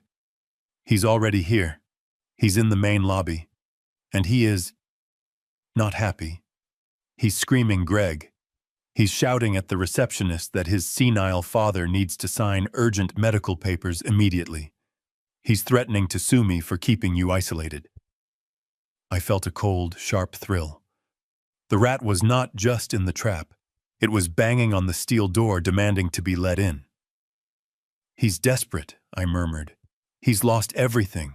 The money is gone. The car is gone. The penthouse is gone. He thinks I'm his last resort. He thinks you're his last victim, Mike corrected grimly. He's carrying a briefcase. Evelyn's PI confirmed it. He's got the forged power of attorney and the fake will, just like we thought. Good, I said, finishing the coffee. I placed the cup down on the cheap laminate dresser with a steady hand. Let him. Let him bring his forged papers. Let him bring his rage. I walked to the door. Is the conference room ready? Ready, Mike confirmed. Evelyn's team is in the adjacent observation room setting up the audio and video recording right now. Good. I opened the door to my room, the room I would never see again. I stepped out into the hallway, not as a shuffling patient, but as the man I had been all along. Mike walked beside me. Are you ready for this, Greg?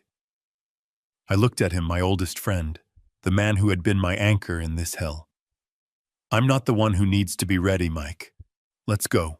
We shouldn't keep my son waiting. We were in the main conference room, a place I had never seen before.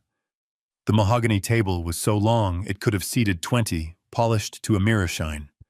I sat at the head in a high-backed leather chair. Evelyn Reed sat to my right, her leather briefcase, open files stacked neatly in front of her. Mike stood by the window looking down at the manicured lawns. He was the master of his hands clasped behind his back. Everything was silent, controlled, and waiting. Then we heard it. It started as a distant shout from the main lobby, a raw, masculine yell that echoed off the marble floors, completely out of place in this quiet sanctuary of old age song. Where is he? I'm not leaving until I see patient 2B. I am his son. I recognized Patrick's voice. The rage was unmistakable. It was the same entitled rage he'd shown in my living room, the same desperation I'd heard on Evelyn's audio recordings. Sarah's voice immediately joined in a high-pitched, frantic shriek designed for maximum public effect. We are his family. We have a legal right. You can't keep him from us. He's a sick man. We're here to sign his papers. I saw Mike smile. A small, tight, vicious little smile. He looked at me. The rats are in the trap, Greg. and they're squealing for everyone to hear. The door to the conference room opened, but it wasn't them. It was Nurse Ramirez, the head nurse Mike trusted completely. She stepped inside, calm as a statue, and closed the door softly. "Director Sullivan," she said, her voice perfectly neutral. "Mr. and Mrs. Patrick Stone have arrived. They are insistent. They are demanding to see patient 2B immediately. Mr. Stone is threatening to call the police for false imprisonment." "He's projecting," I murmured, and Mike almost laughed. "Thank you, nurse," Mike said, stepping away from the window. "Is he armed?" "No, sir, just a briefcase, and a very loud mouth." "Excellent. Let him shout. Let him make as big a scene as he wants. Let everyone in that lobby see exactly who he is. Give him 2 more minutes of rope, then. Bring him here." "Here, Director?" she asked, her eyebrow raising just a fraction. "Yes," Mike said, his voice hard. "Tell him his father's lawyer, Ms. Reed, and the director are waiting for him. Tell him it's about the final paperwork for his father's care." Nurse Ramirez nodded, a flicker of grim understanding in her eyes. "Yes, sir. The final paperwork. I'll inform them." She left, closing the heavy door. We waited in that charged silence, the only sound the ticking of a grandfather clock in the corner. Then the shouting in the lobby escalated for one final furious crescendo and stopped abruptly. I pictured the scene: Nurse Ramirez in her crisp white uniform approaching them, her face a mask of professional calm. "Mr. Stone? Your father's lawyer, Ms. Reed, and Director Sullivan are waiting for you. They're in the main conference room to discuss the final paperwork." I imagined the surge of arrogant victory he must have felt. The lawyer, the final paperwork. He must have thought his forged documents had worked. He must have thought this was it, the moment he finally got his hands on the trust he believed I had. He probably thought I was already dead, and this was just the reading of the will. The heavy doors to the conference room burst open, slamming against the stoppers on the wall. Patrick stood there, panting. His face was blotchy and red, his expensive tie loosened. Sarah was right behind him, her makeup smeared, her eyes darting around the room, still trying to look like a grieving daughter-in-law. "All right, where is he?" Patrick bellowed, throwing his cheap briefcase onto the polished table, scratching the wood. "I'm not signing another damn thing until I see my father. We have the power of attorney. We are taking him out of this dump." His words died in his throat. He had finally seen me. He stopped, his mouth half open, a stream of spittle on his lip. He looked at me, sitting at the head of the table, in my charcoal gray suit, my hands calmly folded, looking at him and with a gaze he hadn't seen in 20 years. He looked at Mike standing by the window. He looked at Evelyn Reed, who was smiling politely. And in that one beautiful, terrible second, Patrick Stone finally understood. He hadn't come here for a signing. He had just walked into his execution. The conference room was silent as a tomb, a heavy, expensive silence reinforced by the thick mahogany walls and the soundproofed glass overlooking the lawns. The grandfather clock in the corner ticked. Tick, tock. It was the only sound. It felt like a countdown. We heard the shouting long before they arrived. It was a distant, muffled roar from the main lobby, growing louder as it echoed down the administrative wing. Patrick's voice raw with entitled rage. Sarah's a high-pitched shriek demanding threatening. "Where is he? I'm not leaving until I see patient 2B. I am his son." Mike, standing by the window, looked at me and almost smiled. "He's making a scene, just like you said he would." I pictured it. Patrick in his ill-fitting suit, sweating with greed and fury, believing he was the man in charge. He must have thought this was the final step. He must have assumed Nurse Ramirez's message about the final paperwork meant his paperwork, that I was dying, or perhaps already dead, and this was just the formality of the will he had come to collect. The shouting stopped. A brief, terrible quiet. Then the heavy conference room doors exploded inward. They didn't just open. They were shoved with such force that they slammed against the wall panels, the boom echoing through the vast room. Patrick stood there panting, his cheap briefcase clutched in his hand. His face was a blotchy, unpleasant red. His tie was loosened. He looked like a man who had just run a race and was furious to find the finish line wasn't where he expected. Sarah clung to his arm, her makeup smeared, her eyes wide and hungry, darting around the room, looking for me. He stomped forward, his eyes scanning the empty chairs, clearly looking for a frail old man in pajamas, perhaps in a wheelchair. "All right, where is he?" Patrick bellowed, his voice cracking with impatience. He threw his briefcase onto the mirror shine of the mahogany table, scratching the wood. "I am not signing another damn thing until I see my father. We have the power of attorney. We are taking him out of this dump, and we are—" His voice died. It just stopped, choked off in his throat. His eyes had finally traveled to the head of the table, and he saw me. I hadn't moved. I was just sitting there in my charcoal gray, custom-tailored suit. My hands were folded calmly on the polished wood. I was just watching him. The blood drained from his face. The blotchy red vanished, replaced by a sick, pale, greenish white. His mouth, which had been open to shout, remained open in a silent "oh" of horror. He looked at me, the CEO, not the patient. His gaze snapped to my left. He saw Mike Sullivan, his friend, the director, not in a white coat, but in his own dark, severe suit, his arms crossed his face, a mask of cold judgment. His gaze snapped to my right. He saw Evelyn Reed, his father's lawyer, smiling at him. It was not a kind smile. It was the smile of a predator that has just watched its prey walk calmly into a snare. And then his eyes finally registered the other two people at the table sitting next to Evelyn. A man and a woman in severe gray suits surrounded by stacks of financial ledgers and binders. They were not doctors. They were not nurses. They were staring at him with the neutral, terrifying intensity of forensic accountants who had just found exactly what they were looking for. Sarah was the first to find her voice, and it was a small, terrified whisper. "Patrick, who are these people, Patrick? What is this?" Patrick couldn't answer. He was still locked on me. He was processing 8 months of lies in a single devastating second. He was realizing the senile old man he had mocked, the father he had called human waste, the patient he had come to bully, was sitting at the head of a boardroom. He finally understood. This wasn't an admission. This wasn't a signing. This was an execution. And he had just kicked the door open himself. The silence in the room was a physical weight. The only sound was the heavy rhythmic tick-tock of the grandfather clock counting down the seconds of my son's life. Patrick stood frozen, his hand still on the door handle. His face was a mask of utter, uncomprehending horror. He wasn't just seeing a man in a suit. He was seeing a ghost.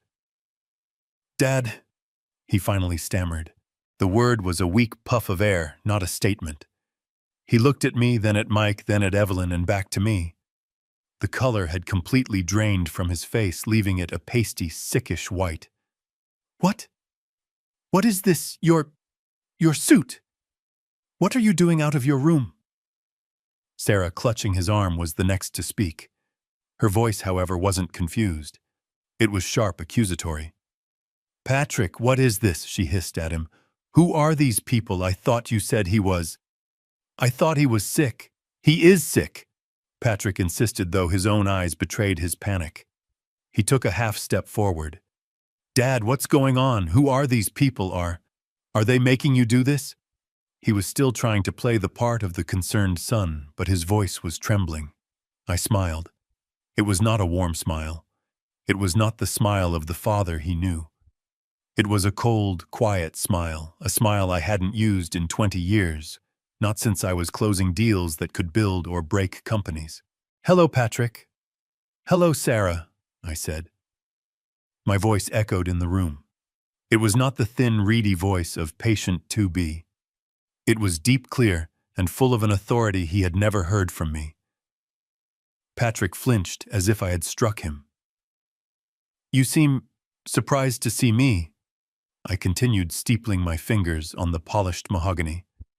"You came here for final paperwork. I'm here to provide it.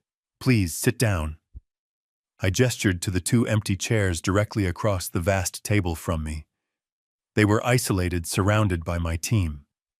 Sit down," Sarah stammered, looking at the two severe-looking accountants who were now staring at her, their faces blank. "We're not sitting down. We're here to take my father-in-law." "You are here," Evelyn Reed interrupted, her voice cutting through Sarah's like glass, "because you were permitted to be here. Now, as Mr. Stone requested, sit down." Patrick, as if his legs had given out, stumbled forward and collapsed into one of the chairs. He pulled his cheap, scratched briefcase onto his lap, clutching it like a shield. Sarah, seeing she had no other choice, sank into the chair beside him, her face a mask of rage and utter confusion. They looked like two schoolchildren called into the principal's office. I leaned forward just a fraction. "There," I said, my voice still quiet, still calm. "That's better. Now we can talk." Patrick just stared at me. "Dad, I don't understand." "You don't, do you?" I said. "You've been calling my friend Mike here for 8 months, getting updates on the senile old man you had locked away. You used a forged letter from a non-existent doctor. You stole my wallet and my phone. You sold my house. You sold my wife's piano." I let each word land a separate, heavy blow. "And now," I said, my smile fading, "you're here with a forged power of attorney in that briefcase to try and get the rest. You're here to finish the job." Patrick's jaw dropped. He was speechless. "So," I said, leaning back in my chair, "let's talk about your birthday gift, Patrick. Let's talk about what you've been doing for the last 8 months. Because Evelyn and these two very talented accountants, we've been watching every second of it." Patrick's face, which had been pale with shock, suddenly flushed a deep, ugly red. He was in full denial. His brain simply could not process the reality of the man in the suit sitting in front of him. "You," he stammered, pointing a shaking finger at me. "You're lying. You're confused. You're senile. That's what you are. You're sick and you don't know what you're saying." He was trying to re-establish the narrative that had governed his last 8 months. He was trying to convince himself that I was the one who was crazy. He turned desperately to the one person in the room he still believed was on his side. "Mike!" he shouted, his voice cracking. "Director Sullivan, tell these people, tell him!" He gestured wildly at me. "Tell him he's sick. You're the director, you know. You're the one who admitted him. You're the one who told me he was deteriorating." Sarah, seeing his move, latched onto it. "Yes," she cried, standing up. "Director, thank God. Your patient is having an episode. He's agitated, just like you said. He's delusional. He's wearing a costume. You need to call your orderlies. You need to get him back to his room." They were both staring at Mike, pleading with him, ordering him to validate their lie. They were two drowning swimmers grabbing onto an anchor, expecting it to float. Mike Sullivan didn't move from his position by the window. He just crossed his arms slowly over his chest. He let their desperate pleas hang in the air, echoing in the vast, silent room. The grandfather clock ticked. Tick-tock. Finally, Mike spoke. His voice was no longer the sympathetic, clinical tone of Director Sullivan. It was the low, dangerous growl of the man I'd known for nearly half a century. "He's right, Patrick," Mike said quietly. "I am the director here. I did admit him, and I did tell you he was deteriorating." Patrick's face flooded with relief. "See," he said, turning to Sarah. "See? It's fine. He's just... And every single time I spoke to you," Mike continued, his voice cutting through Patrick's, "it was a lie." Patrick froze. "What? Mike finally pushed himself off the wall and began to walk slowly, deliberately toward the table. He stopped right behind Patrick's chair, looming over him. You're my friend," Patrick stammered, twisting in his seat to look up at him. You helped me. You're his director." Mike looked down at my son, and I saw in his eyes an ocean of contempt. "You're not my friend, Patrick. I've never been your friend."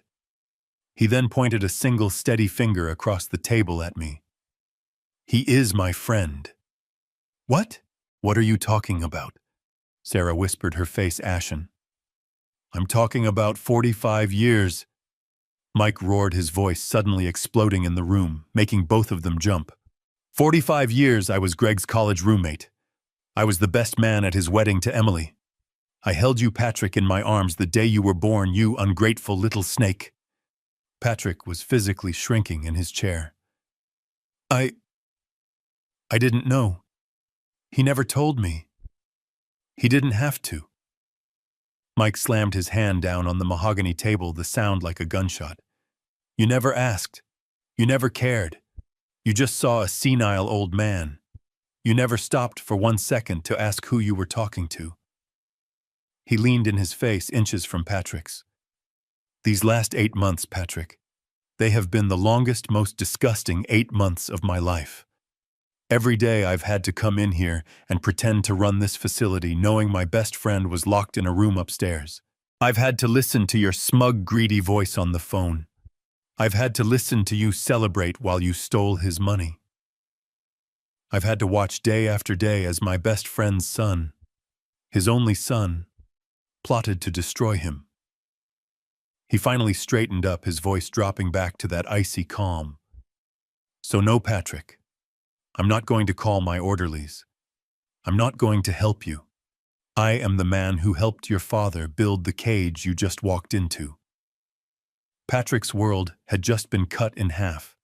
The one man he thought was his ally, his inside man, was my general. His face was a mask of pure, abject terror. He slowly turned his head back, to me, and in his eyes I saw the real question form, the one that mattered even more. If Mike is your friend," he whispered, "then who are they?" He glanced at Evelyn, who was just smiling, waiting. The trap was sprung. It was time for the next pillar to fall. Patrick's terrified gaze shifted from Mike to me, and finally it landed on Evelyn Reed. He still hadn't processed who she was. He just saw an expensive-looking woman he didn't know. Who are you?" he stammered at her. "Are you his doctor? Are you the one who's been lying to me?" Evelyn's polite smile never wavered. She pushed a single embossed business card across the vast polished table. It slid until it stopped directly in front of Patrick. He looked down at his eyes, struggling to focus. He read the card aloud, his voice a hoarse whisper. "Evelyn Reed, senior partner. Reed, Alastair and Croft, estate law." "She's not just a lawyer, Patrick," I said, my voice cutting through his confusion. "She is my lawyer. She has been my lawyer for 20 years. "Your lawyer?" Patrick looked from the card to me, his brain finally catching up. "But you called her, months ago, about the trust. I heard you. You said, I said," Evelyn interjected, her voice like silk-wrapped steel, "that the trust was frozen until your father's death. I said it was substantial, and I said he was a very wise man. Every single word I spoke to you, Mr. Stone, was the absolute literal truth." Patrick was shaking his head, rubbing his temples as if trying to wake up from a nightmare. No, the trust. That's just the house, the pension. It can't be substantial. He's a teacher." I let the silence hang in the air for a moment. I let him sit in that misconception, the one that had fueled his entire betrayal. Then I leaned forward. "You're right, Patrick," I said, my voice quiet. "I am a teacher. I was a teacher for 20 years, and I loved it. It was the only thing I ever told you about my work, because it was the only thing I wanted you to know. He just stared at me, uncomprehending. You always thought I was a failure, didn't you? A simple, broke, retired history teacher. You were half right. I am a retired history teacher, but I'm not broke, and I'm not a failure. I paused, then nodded to my lawyer. Evelyn Reed opened the first thick, leather-bound portfolio in front of her. Mr. Stone, she said, addressing Patrick directly. In 1991, your father, Gregory Stone, co-founded an educational software company called EduTech Solutions. I believe you've heard of it. It's now one of the largest edtech firms in the world. Patrick's mouth fell open. EduTech, but that's huge. Indeed, Evelyn continued. Your father was the chief architect of the original code. He and his wife Emily ran the company for 15 years. In 2005, they sold their majority stake in a private acquisition. She slid a single sheet of paper across the table. It was a summary document, a bank statement from a holding company he had never heard of. Patrick's eyes scanned the page, and I watched the exact moment his world ended. His eyes widened. His face went from pale to a ghostly white, and he made a small, choking sound. The net proceeds of that sale, Evelyn announced to the room, were placed into the GS Blind Trust, which I have had the privilege of managing ever since. As of this morning, after 20 years of compounded aggressive growth, the trust's current net value is— She paused, letting the number land with the force of a physical blow. $84,729,000 and change. Patrick made a sound like he'd been punched in the stomach. Sarah just stared, her eyes glazed over, the number clearly too large for her mind to even process. 84 million, Patrick whispered. That's right, I said. All that time, son. All those years you and Sarah came over sipping my cheap coffee, pitying the poor old man in his tiny crumbling house. All that time you were complaining about my worthlessness. I let the words sink in. You were sitting in the living room of one of the wealthiest self-made men in the state. And you were too arrogant, too greedy, and too stupid to ever see it. You just saw a burden. You just saw a tax write-off. Sarah made a small strangled sound and fell back into her chair. Her eyes were wide and blank, staring at the number on the paper, as if it were a foreign language she couldn't comprehend. 84 million. The figure was meaningless. It was too large. But Patrick understood. He was a finance guy. He understood compound interest. He understood wealth. And in that moment, he understood exactly what he had lost. His face wasn't just pale. It was ashen, the color of old snow and grave dust. But, he stammered, his mind visibly scrambling, trying to find a way out, a way this wasn't real. The debts, the eviction, the car. None of that matters. If you're rich, just pay them off. And he was actually trying to order me. Pay who, Patrick? Evelyn asked, her voice dangerously soft. The creditors, he yelled. Cascade, Apex, the casino. All of them. You're worth 84 million. Just pay them. Oh, but we can't, Evelyn said, her polite smile returning. She looked at the two forensic accountants who opened their own even thicker ledgers. Mr. Stone, the first accountant said, his voice flat and devoid of any emotion. We've spent the last 3 months conducting a full audit of your financial life, prompted by your father's concerns. Your burn rate since the sale of your father's house has been impressive.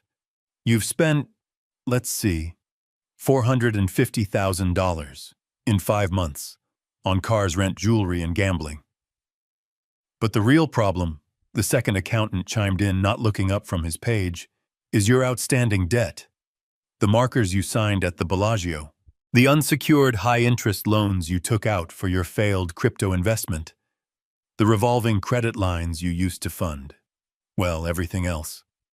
My colleagues, Evelyn said, have calculated your total outstanding liabilities as of this morning at $1,274,000.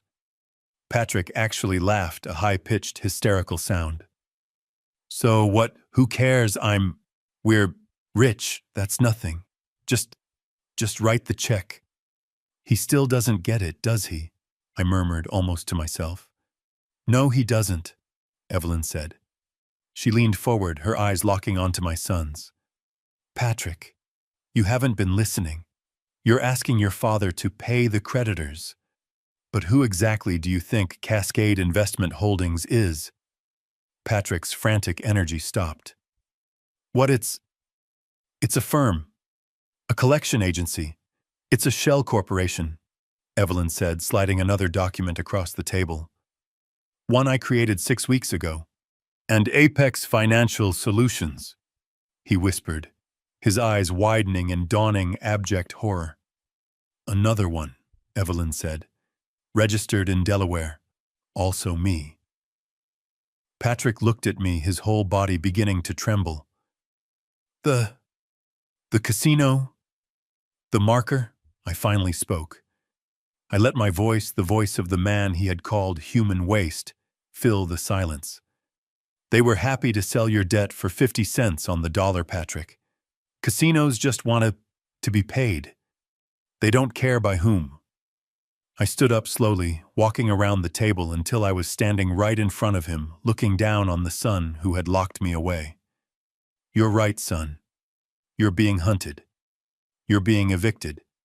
Your car was repossessed. Your credit is destroyed. But you're not being hunted by a dozen different companies. I leaned in just as he had leaned into me in the lobby, and I whispered so only he and Sarah could hear. You're being hunted by one. I pointed to my own chest. The casino that's demanding payment in full, that's me. The private lender that just seized your Maserati, that's me. The holding firm that is evicting you from that ridiculous penthouse, that's me too. I straightened up and spoke to the whole room. Congratulations, Patrick. You don't just owe them, you owe me. You stole my house, you sold my wife's piano, all to pay for a life you couldn't afford. And now you've lost all of it. And you are quite literally $1 million in debt to the senile old man you left to rot in room 312. Sarah made a small choking sound and fainted, sliding limply out of her chair and onto the thick carpet. Patrick just stared at the floor. He didn't even look at his wife. He just sat there broken as the full, perfect, inescapable horror of his new reality finally and completely crushed him. Sarah hit the plush carpet with a dull thud. She had fainted. Patrick just stared at the spot where she had been standing, his mind, like his financial world, utterly blank. He didn't move to help her. He just stood there, swaying slightly. The two accountants remained impassive, as if watching a mildly interesting but ultimately predictable data set collapse. It was Sarah who stirred first. She let out a low animal moan, pushing herself up onto her hands and knees. Her expensive cream-colored pantsuit was stained, her hair falling out of its perfect arrangement. She looked cheap. She didn't get up. She crawled. She scrambled on her hands and knees across the floor to my chair, grabbing the hem of my pants. "Greg, Mr. Stone, please," she sobbed, her voice muffled by the wool. "Please, you can't. It wasn't me, I swear it was him. It was all him." Patrick's dead eyes slowly focused on her. "What?" he whispered. He convinced me." Sarah shrieked, looking up at me, her face a grotesque mask of tears and smeared mascara. "He told me you were senile. He said you were a burden, that you'd be happier in that home. He said you probably deserved to die." I just went along. I didn't know. Patrick, in a sudden explosion of violent energy, grabbed the heavy water-filled pitcher from the table and hurled it against the far wall. Ice and glass exploded everywhere. "You liar!" he roared, his voice cracking. You were the one. You were the one who kept pushing. Why is he still breathing, Patrick? When are we getting our money?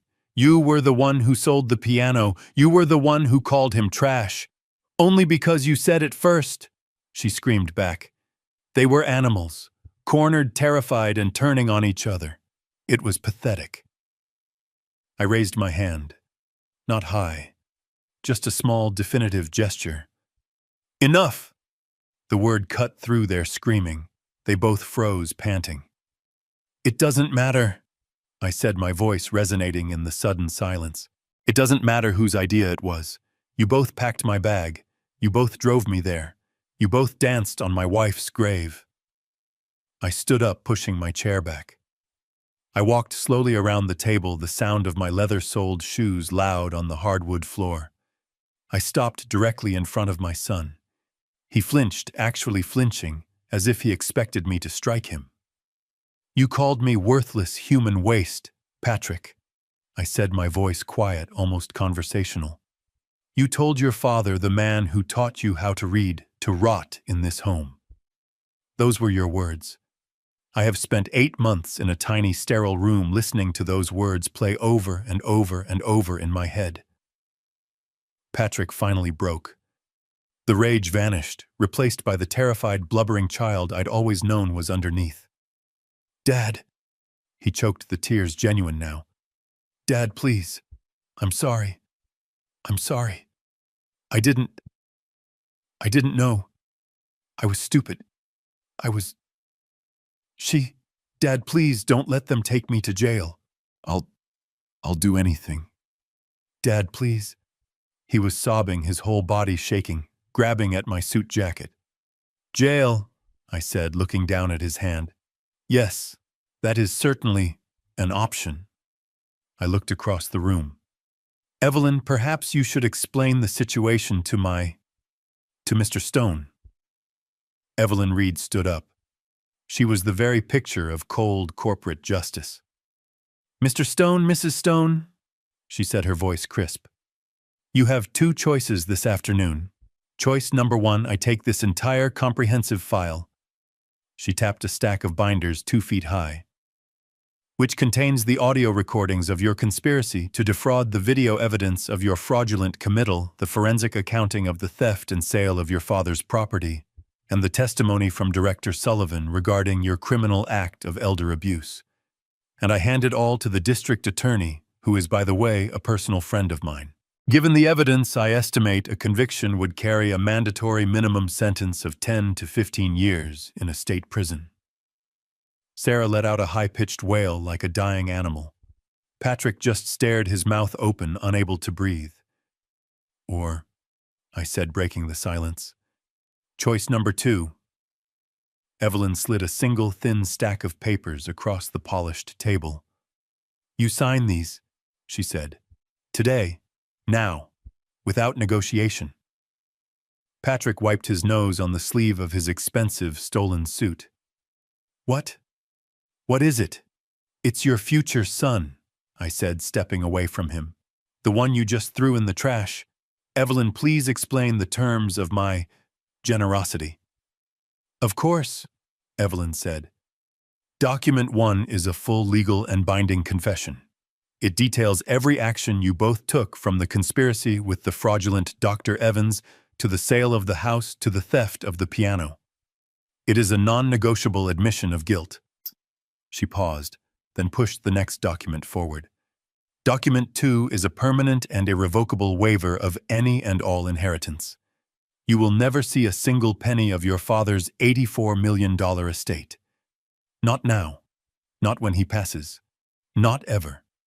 You will be legally disinherited. And finally, she said, document 3. This is the important one. It is a legally binding repayment contract. You will both repay the full pre-sale appraised market value of your father's home, which we have valued at $600,000. You will also repay the full insurance value of his wife's piano, valued at $100,000. And of course, the $50,000 in cash you stole. You will be placed on a strict payment plan for the rest of your natural lives. Patrick stared at the papers, then at me, his eyes wide with a new kind of horror. Dad, I can't. That's almost $1 million. I'll never be able to. Prison, Patrick, I asked. Or penance. You chose to call me waste. Now you get to spend the rest of your life cleaning up the mess you made. Evelyn took a gold pen from her briefcase and held it out to him. Sign. Patrick's entire body was shaking.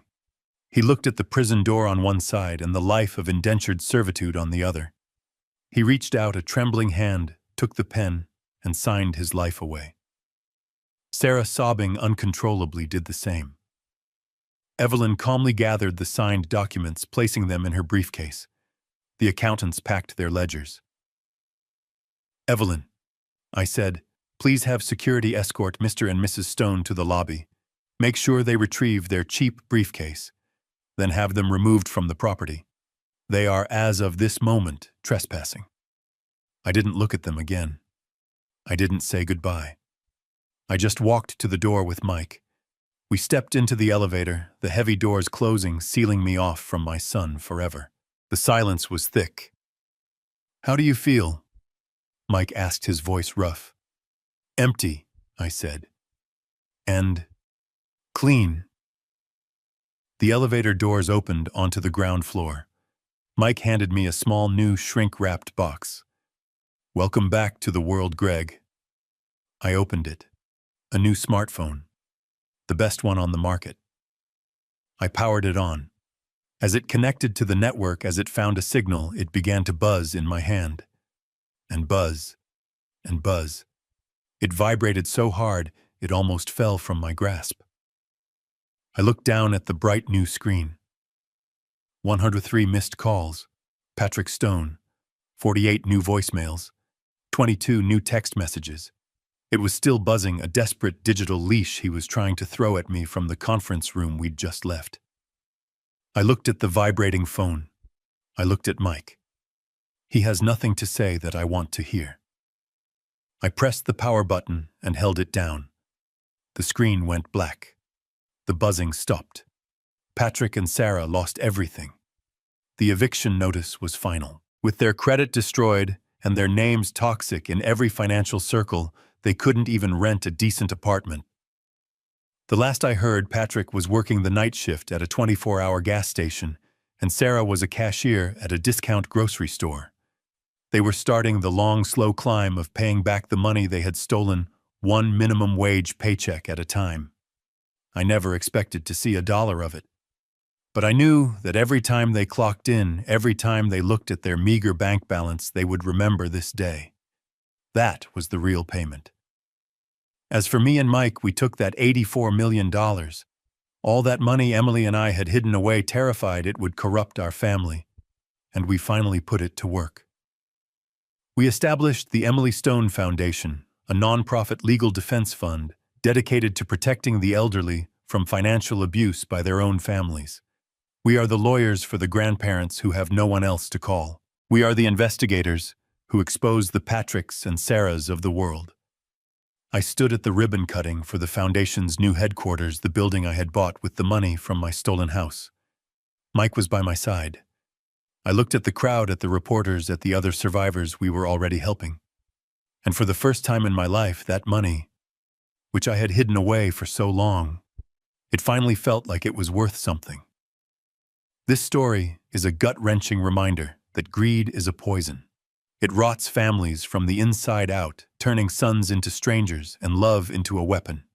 Patrick and Sarah, blinded by their own entitlement, saw only a worthless old man, not the father who had given them everything. They forgot the most important lesson: you must never underestimate a person based on the simple, quiet life they choose to live. They learned too late that character, loyalty, and intelligence are the true measures of wealth. Their betrayal cost them everything, proving that a life built on deceit and disrespect will always inevitably collapse. Let us know in the comments. Was Gregory's revenge justified, or did he go too far?